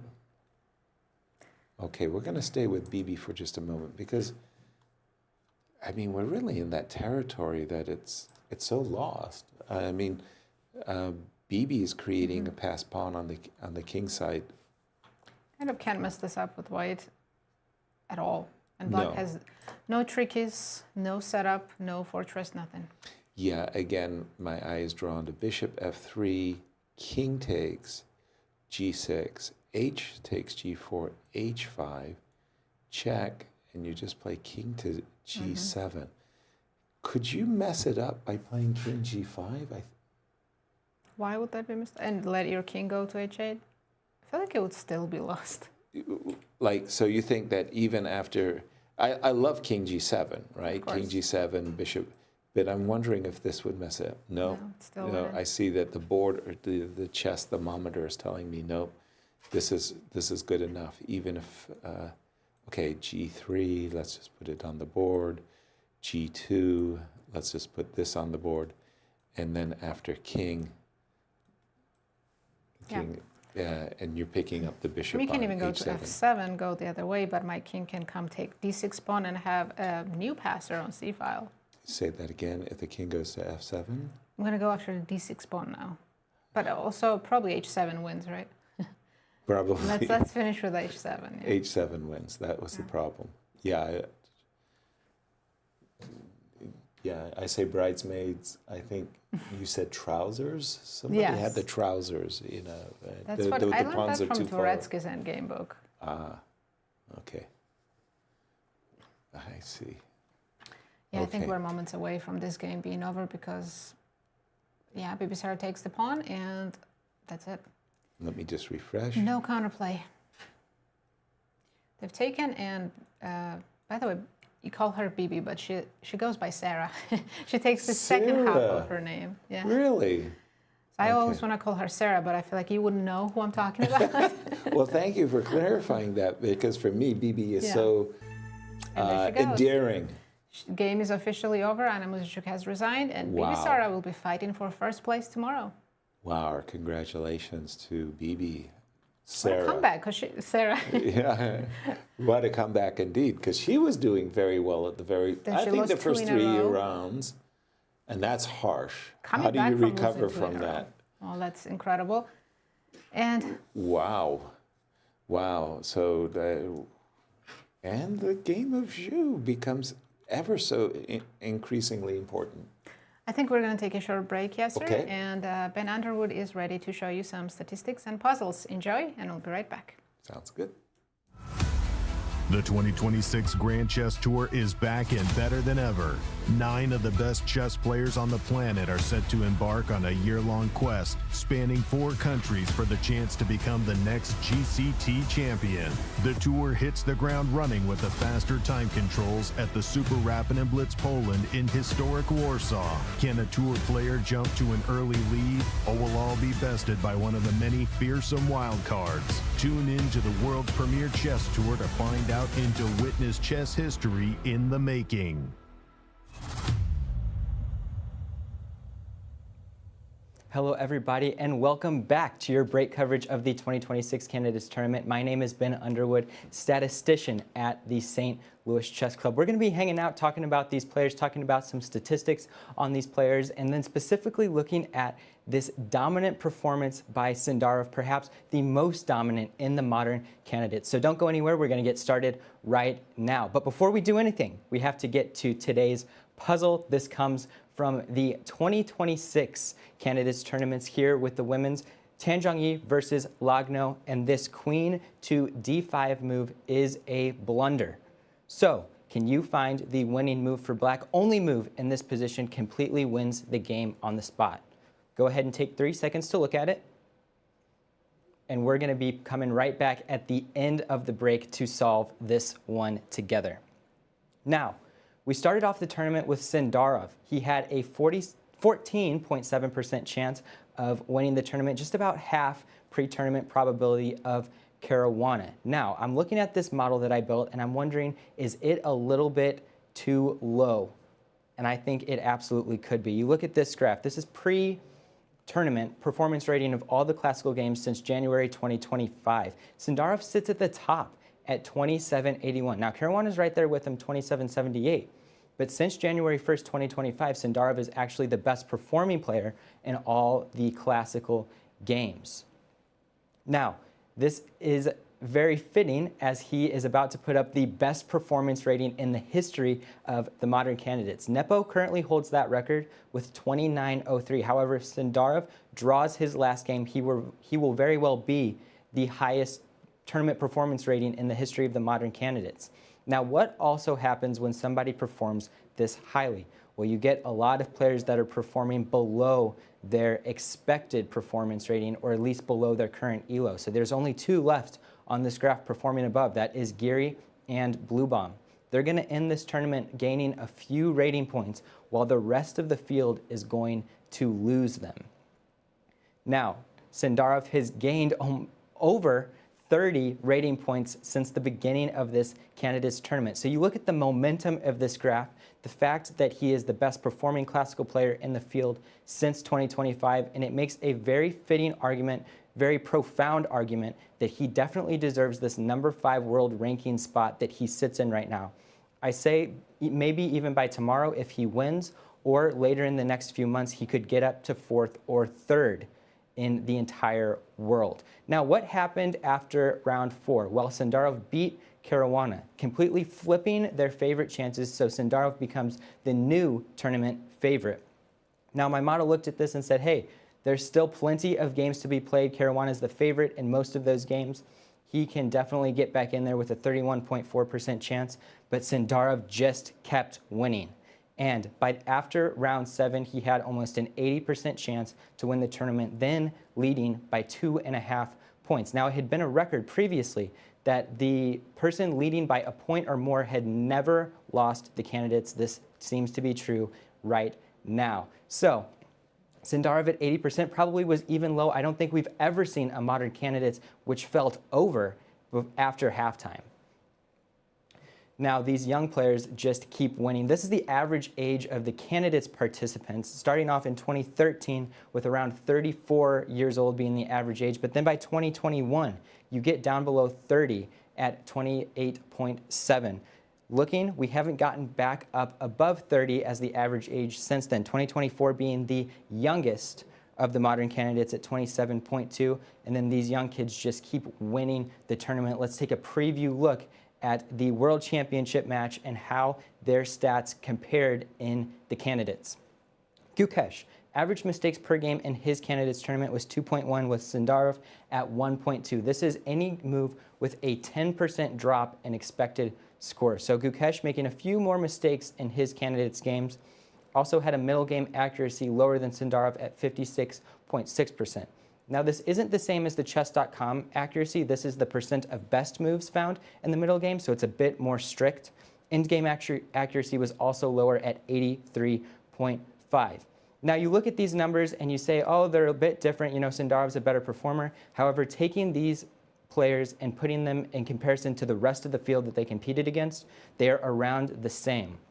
The only major difference here is the time deficit at move 20. Gukesh, when he hit move 20, was around 1 minute behind on his clock in comparison to his opponents. Sindarov, 26 minutes ahead. This is very different, shows two very different styles of play, but both ended up very, very good for both of these players at the end of the tournament. We have some updates to the total tournament blunders, now sitting at 60. We may even reach 70 by the end of the tournament, but round 12 had a few significant ones that we will look at right now. Giri, on move 65, had a 50% drop in his expected score. Wei missed the continuation and gave that 50% right back. Then Giri gave it back, and Wei gave it back, and this game was back and forth until it eventually ended up in a draw. But let's take a look at this blunder right here. Anish played queen to b1. The computer instead wanted queen to e1. After a series of checks on that king, you're going to win the pawn on f3 instead of the one on b2, and the computer says that that's a little bit better. However, it is a long continuation line that, you know, most humans may not be able to find. Wei missed the continuation. Instead, they wanted queen to e3 here, another long continuation line that gives a bit more protection to that f3 pawn. But it's just a crazy back and forth game. Eventually ended up in a draw with these mistakes. Just keep going back and forth. Now, let's look at best moves found in the endgame. Pragg stays at 100%. He joins an elite crew of around 4 players who have gotten 100% in the candidates in the past. But all of these players performing very well. The lowest player on this graph, Nakamura, still finding 92% of best moves in his endgames. Sindarov, Caruana sitting around that spot with him. Best moves found in the middle game. Nakamura is actually the highest at 80.6% of best moves. Now, take a look at Sindarov. After round 11, Sindarov was actually last on this graph. After a draw, he played a few more solid moves and eventually moved his way up to 3rd worst on this graph, maybe not worse. But it's just kind of showing, again, that trend that playing the best moves may not be necessary to being a high tournament performer, but rather getting your opponent to play bad moves seems to be better for the end standings and leads to more decisive games. We are back to the original puzzle. Can you find the right move? I'll give you 5 seconds more. Take a look at this puzzle. What is the correct move? It is knight to f4. Now, what's the whole idea? You must take this knight, and I'll draw a few arrows to look at this position. You must take the knight. Next continuing move, rook to h6. Check on the king, can only go here to g3. Now, what position do we reach after that? Queen check on d3. Now, take 3 more seconds, try to find the continuation here. You must take with the queen to avoid losing it for free if you block with the knight. Queen blocks right here, and what does Gotham chess like to say? Put pressure on the pinned piece. You play g4, and the queen is lost instantly, and the game is lost instantly. Thank you all for hanging out. I'm going to be monitoring the chat, so if you have any questions about statistics or any of these players, go ahead and throw those into the chat. But for now, we're going to throw it back to the studio with Yasser, Nazi, and Miro for continued coverage of the candidates.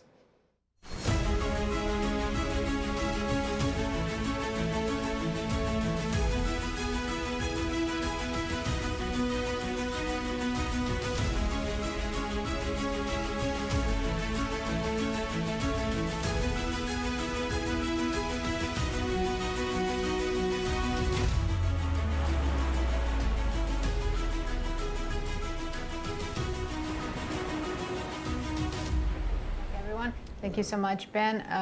Let's check the results so far. Yeah, we let's did do have it. a lot of games already that finished in round 13, both in open and women's section. The most salient draw of the tournament has actually been this one. Right, Javokhir Sindarov drew his game against Anish Giri and guaranteed himself first place. Big congratulations to Sindarov. And it was also a draw between Hikaru Nakamura and Matthias Blübaum. The other 2 games still going on. And in the ladies? The latest 3 results, very important results, especially in the match between Bibi Sara and Anna Muzichuk. Sara managed to defeat Anna and now is sharing first with Vaishali currently, who saved the game, by the way. Vaishali was close to losing to Tanzhongyi today. Big game still going on between Zhu at the moment. That's battle for first.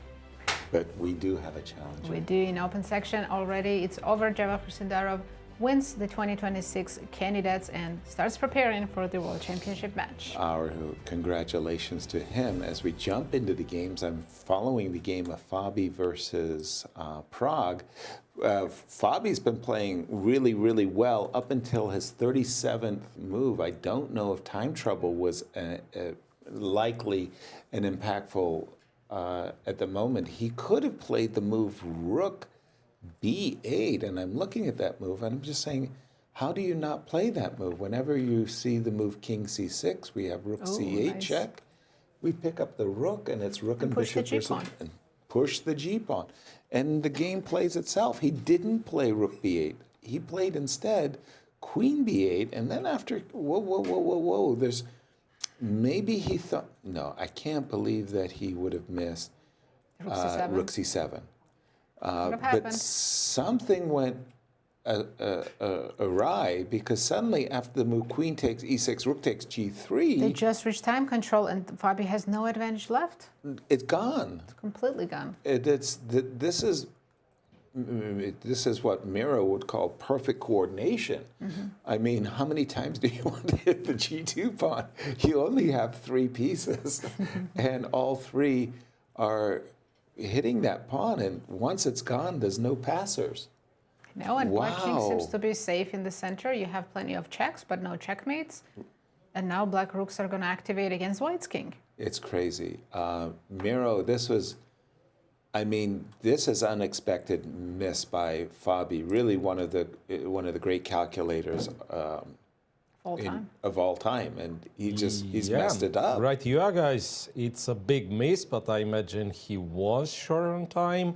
And then to foresee the entire sequence, because for whatever reason we stopped right here, but the line goes on, because Fabi, I imagine, was counting on Rook F5 check, and then King C6, the only move, otherwise Black resigns. Queen C4, King D7 is the only legal move, and then you have Rook F7. And you would think, okay, now I'm trading the rooks, and then somehow I'm defending g2, or they fall apart, or maybe they drop the rook. And yeah, like the only move not to lose is king c8, understandably. Right. But then the king just stands on c7 and c8, and there is not much you can do. Exactly. Because that pawn on d6 prevents queen f4 check. Yeah, and all of g2 will those- be lost. And the moment g2 lost, it's just a draw. Exactly. Wow. Wow. That's a big mace by Fabi. Wow. A real stunner for me. I didn't see that happening. A game we haven't paid too much attention to is the game between Wei Yi and Andre. And we saw that position where the king was on h3. Wei Yi was a piece up and He's still piece up. probably for 2 pawns winning. now. Let's see what happened. Yeah, this was the position I was referring to with the king on h3. Queen to d1, bishop to c4. Then there's some mutual mistakes and time trouble. It looks that way. Check. And They've been repeating that a couple of times. And then, it was Wei Yi saying, always no, changes, no yeah. draw, rook e1. Good. Queen a4. And now this is the position. Wow. How many times are they going to do that? I don't know. So what should Wei Yi do? Obviously, Andre is absolutely eager to advance his pawns. Miro, Right. I see that the chess engine loves White's position, but But we've been watching for a very repetition. particular reason. So Okay. it's not like White is better, period. It's White has the way to be better. And we already had this position. Knight to b3 has to be played. Bishop to c4. And then he has to go bishop f4. Right. Because there is no d4 yet. So that's how you want your pawn chain to look, right? c5, Yes. d4, e3, supported with a light square bishop on the light squares. But of course, d4 drops the bishop on c4. So e2 goes. And then you go back to g3. And strangely, like black pawns are getting very far, but this is where they start being blocked. And white king is very safe. That is usually important in these unbalanced positions, the safety of the king, right? Right. So yeah, after bishop g3 claims huge advantage for white. And of course, as you pointed out, during the time trouble stage, the starting, say, move 25, there's been a lot of mutual mistakes. Right. Wow. And I'll draw your attention to the tournament leader in the women's section, Zhu against Karachkina. A very interesting game. Zhu is Yep. playing for a win, so she can have half-point cushion going Going to into the the last last round as our top seed. Whoa! Played the move g5. That was unexpected. It's tempting, because if you get to play g6, it looks like you achieved something. But Ancient hated it. Me too. I was more worried that Your king was... my king was vulnerable, and if anything, I would find myself drawn to a move like, I want to just shut down. A while ago, we were looking at bishop takes g4 sacrifices. Now I'm suddenly looking at bishop takes f3 sacrifices. I don't want to deal with those tactics, no. So I would be looking at trying to shut down any of those. But g5 is sort of like, okay. I'm assuming bishop takes f3 fails for a reason connected with g6, right? Yeah, and then take and mate on the last rank, yeah. Exactly, exactly. So g5 does have the advantage of stopping bishop takes f3, but we still have an a-pawn to deal with. Karachkina played bishop c8, which also seems like a good move. Now we Bishop can come to c8. f5 and improve itself, right? Yeah, a moment ago. And now maybe the best move is g5, g4. Let's go back. Miro, did the move g5 spoil Zhu's advantage? Well, it looks like it did. So you were right identifying that this position is very good. Have a d5 would not be the utmost precise. And again, it's not easy to navigate what would be. So say, even computer is not sure if it's rook e2 or rook a2. And rook a2 I kind of can get behind, because if you were to go a3, then I guess check. And then at least we get to take the pawn, right? Right. So g5, apparently the strongest move was just to go g6. Whoa. And then yeah, you're saying, okay, I'm stopping your g6. There is nothing that goes against the black king, like rook h2, we have h5.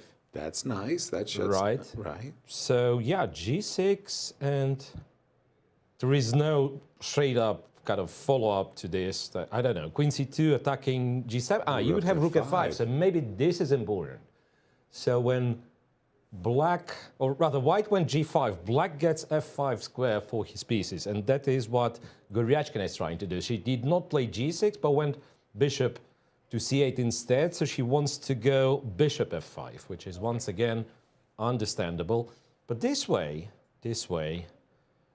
white can still claim the advantage with queen to c1. Unfortunately, Zhu has played queen c2 check. Queen c2 check, but that's asking for bishop f5, right? Of course. I mean, in fact, it's provoking required, right?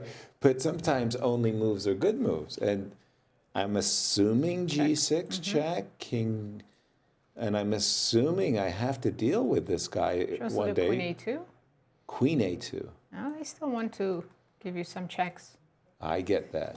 Okay, queen a2. Okay, that's... By the We way, do they're have, following. I saw on your live board that it popped up. Bishop f5 was played, g6 check quickly played, and I'm assuming queen a2. We were looking at a variation where the queen was stuck on a1 behind an a pawn. Here, however, the move c5 is actually, the queen is not stuck on a1. No, it's a pretty good queen, but Don't you get this feeling that white is super overextended, like, On the king trying side? to play everywhere? Right. So Yeah. like as long as you can control, it's a good thing. That's what we call kind of space advantage. But the Right. moment you lose control, like everything can fall. Yeah, if black queen makes it to the king side, forget I'll be about very scared. So, maybe queen e7 right now? Queen e7. I'm focused on rook f6. Rook Queen f6, e7. Yeah.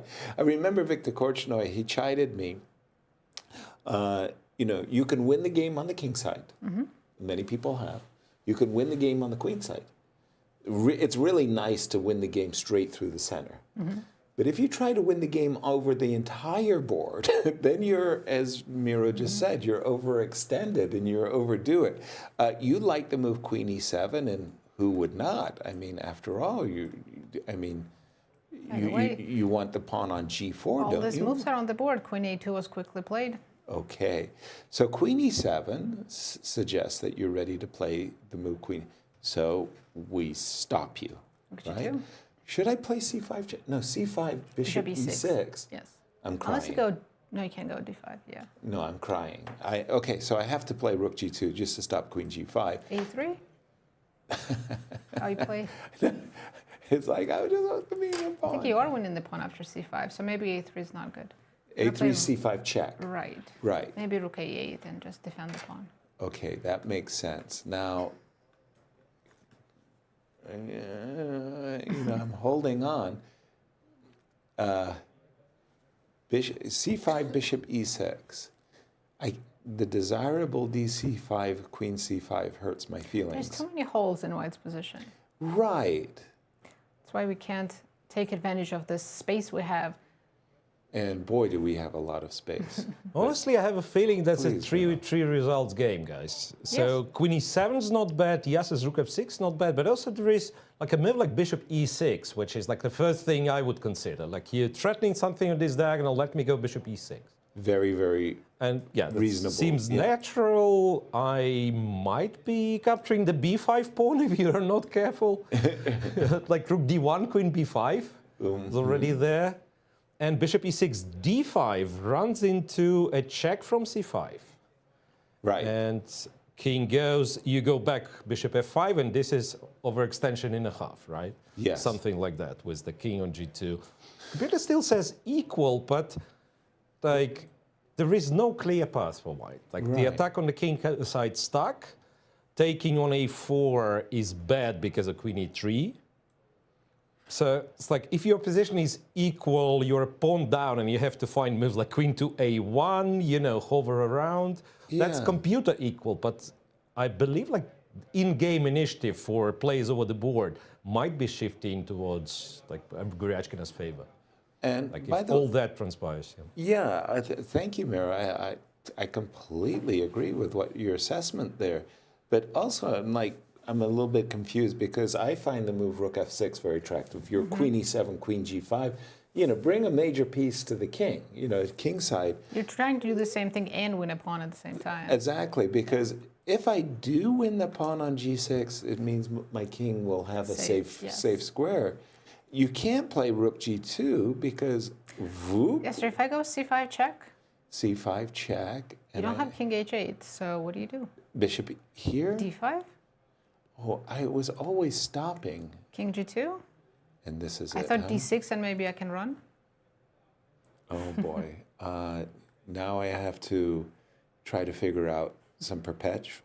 Well, wait a minute. I'm actually threatening D6, it. I go back. D6 isn't the big threat that I'm afraid. I thought I could play D7. Let's have a look. Here, Even here, if that here, works. here. Nice. I take a queen. Rook F8, right? Yeah, you make a queen, but I block. Excuse me. I wish The I rook could is take over. on F8. You want to take on A2, but that's No, a small it's not working out for white. Yeah, I gave up a small pawn for nothing. drawback.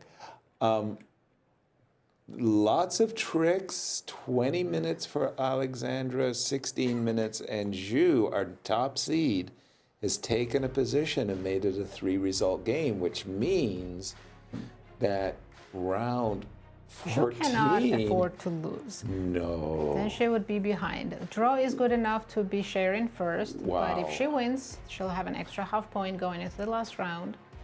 It's still so tight, the top 3 spots. Right. And none of them are playing each other, so anything can happen. Like tomorrow, none of them are facing each other out of the top 3. I'm always fascinated by that situation where your top players play against the lower half of the field. The lower half of the field crushes the top half of the field so that there's a 4-way tie. Yeah. And then has you get a happened tie before. break that is going to be absolutely crazy come Thursday. I don't know. That's amazing. Quite a fighting game, I would say, Miro, going on here between Zhu and Alexandra. We're going to go check in on Fabi. Sure, he's still thinking after move 40. He got the time control, but he's been taking 15 minutes. Miro, take it away. Has Prague got a fortress? Well, it would seem so. So Prague, we've seen since our last visit, we've seen only one move being played. Prague did capture on G3. So once again, the line that we looked at was this one, with Right. rook to f7, rook takes, queen takes, and precisely king c8, which is again understandable. You don't want to drop the bishop, and king c6, you go in the way of your own bishop. So white would be winning with king f2, and then the g-pawn runs. So it's not like as dramatic. It is the only move, but it's the most natural move in the position. Right. And no progress from there on. So I was thinking, could it be that there is like a smart move, king somewhere, like say king f1, so that if bishop g2, then king f2, and maybe these pieces somehow get in the way of each other, but not really. Like you could go back. Right. And if, you know what, like first of all, it seems white doesn't have the way to say give a check and trade the queen for 2 rooks, but let's pretend he does. And then you take, and it's still a draw, right? Right. So, like, if there is somewhere a series of checks and white somehow trades the queen for 2 rooks, it's still a draw because he's left with only 1 pawn. Yeah, so Fabi missed the win, and then I keep wondering where was the exact moment that he could have played better, because yeah, so number 38, I guess, and move 40 as well. So it's the 3 consecutive little errors. After bishop b7, rook b8 Yes. would have won. That's what computer tells us. Check, king f2, king to c6. Check. And the win is rook c8. Yes. So basically you're forcing a trade, and then your double G pawns should decide the game. Yeah, Precisely. Black's connected pass pawns in the center will not be fast enough. Will not be So back. that was first moment. Then Right. over here, one move later, you cannot really return to the same thing, but you could have gone G4, and I'm trying to understand what it is. Like if rook takes G4, then it's queen to E8, king C5, queen H5. Okay, a lesson in chess geometry.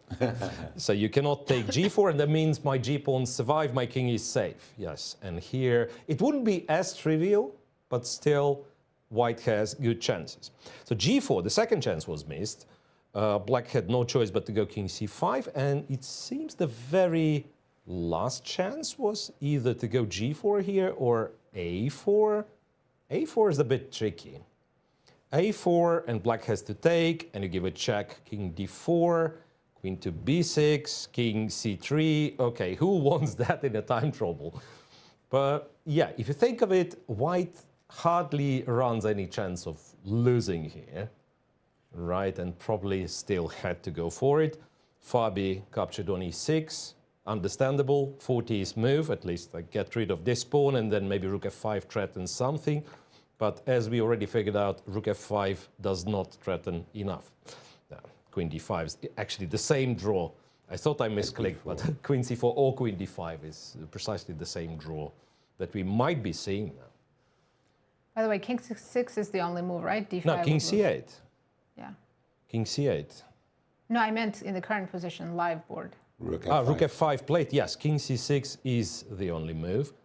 Because D5. For the reason that G2 is not attacked enough, you go rook F2, the pawn survives, and yeah, the king is the main target. Rook C2 is going to happen. Exactly. Oops. But no one would play D5 and No. Of close course. up your bishop. Right. Of course, yeah. But- King C6 is quite natural. But everything you've been saying, Miro, really drives home the point that literally after King C6, the only move, but a very strong move, the game is just a dead draw. I mean, Prague will have his fortress, will have his rook and bishop, and G2 pawn is hanging. So we're going to see a perpetual check, and this will be a huge miss. Once again, Fabi, just he He's hasn't not in been his on. best form. Yeah, he's not been in top gear.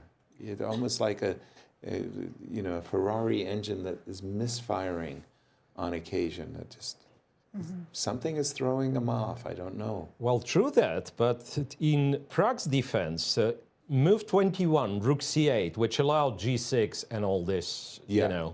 the downfall of Black's position, was his last suboptimal move. So it's a winning position, but pretty much you had to beat the engine, being Fabi, starting from this moment. So Prague put the most resilient fight with Black, and it's like seriously, like Fabi found a sequence of maybe 18 straight best moves in a row, and yet it proved not to be enough. So that just gets to show how hard it is to win a game of chess. And then there is one man in the tournament who won 6 of them. We do have some moves. Prague has played the correct move, king c6, and Fabi responded with rook f2 instead of queen c4 check that we're looking at. He's threatening mate in one. Well, no, it's not mate in one, mate in couple. Yeah, not to allow rook to c2 check. I'm assuming we just drop back with the king and run to a safety position. The crazy part is that I think king c5 is playable. No, really, I would be Of course, dreaming of king c2 and covering up. insanely risky, but the fact that you can play king c5 and still That's equal. shocking. Yeah, I would be thinking king c7, bishop c6 all the way. If you told me that king c5, if a student played king c5, I said, look, I can definitely help you. I mean, I've got good Got a lot news. to work on. I Right? got some really good news for us, but no. Played king c7. Exactly. Yeah. Nice. Do you just trade on f7 now and Yeah. make perpetual check, or? I remember Grandmaster Joel Benjamin, telling me about he was having a trainings with Deep Blue. Right. And just at those, he's going to play Garry Kasparov, and he's got to get the Deep Blue engine all tuned up and everything. and he went into the IBM labs and he's playing around with the computer, and the computer made some crazy moves like King C5.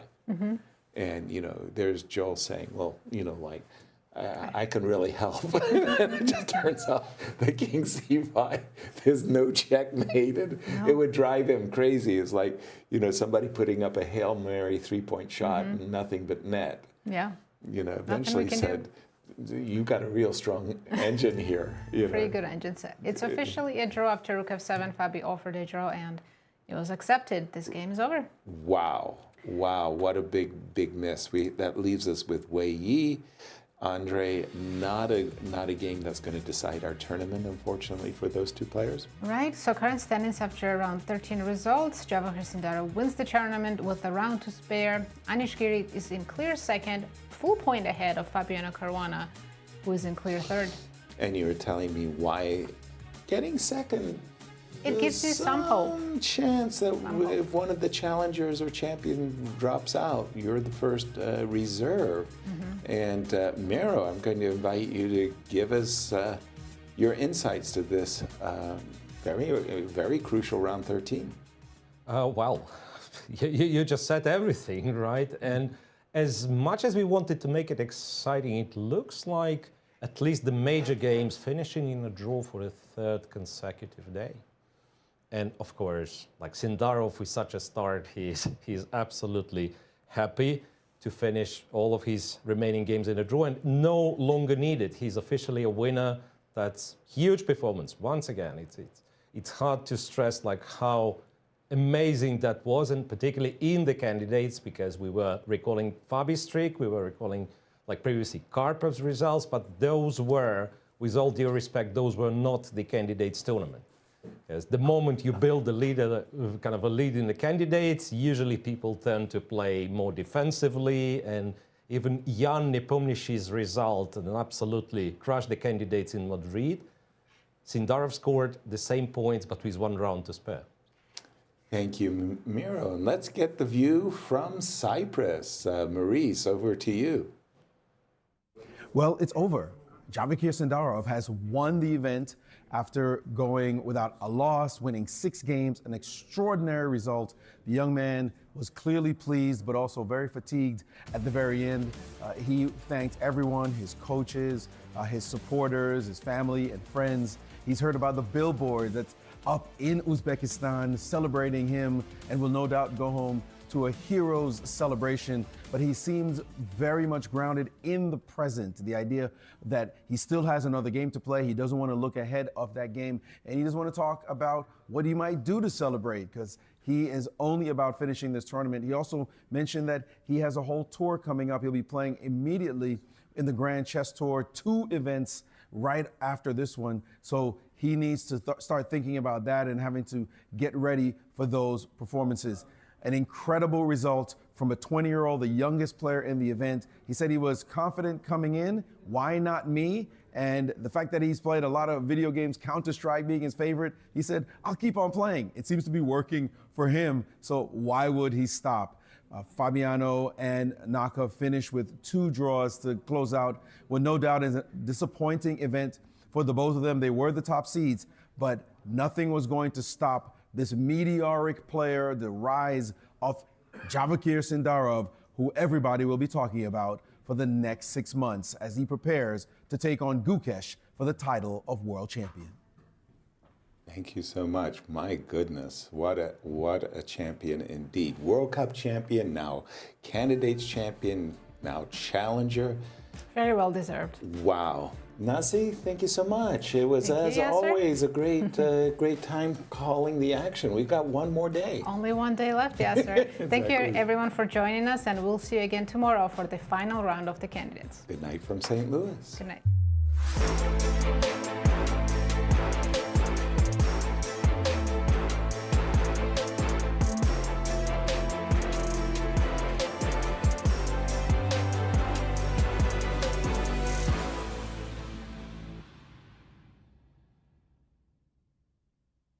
This has been a presentation of the St. Louis Chess Club. Any reproduction or distribution of this content without the express written consent of the St. Louis Chess Club is prohibited.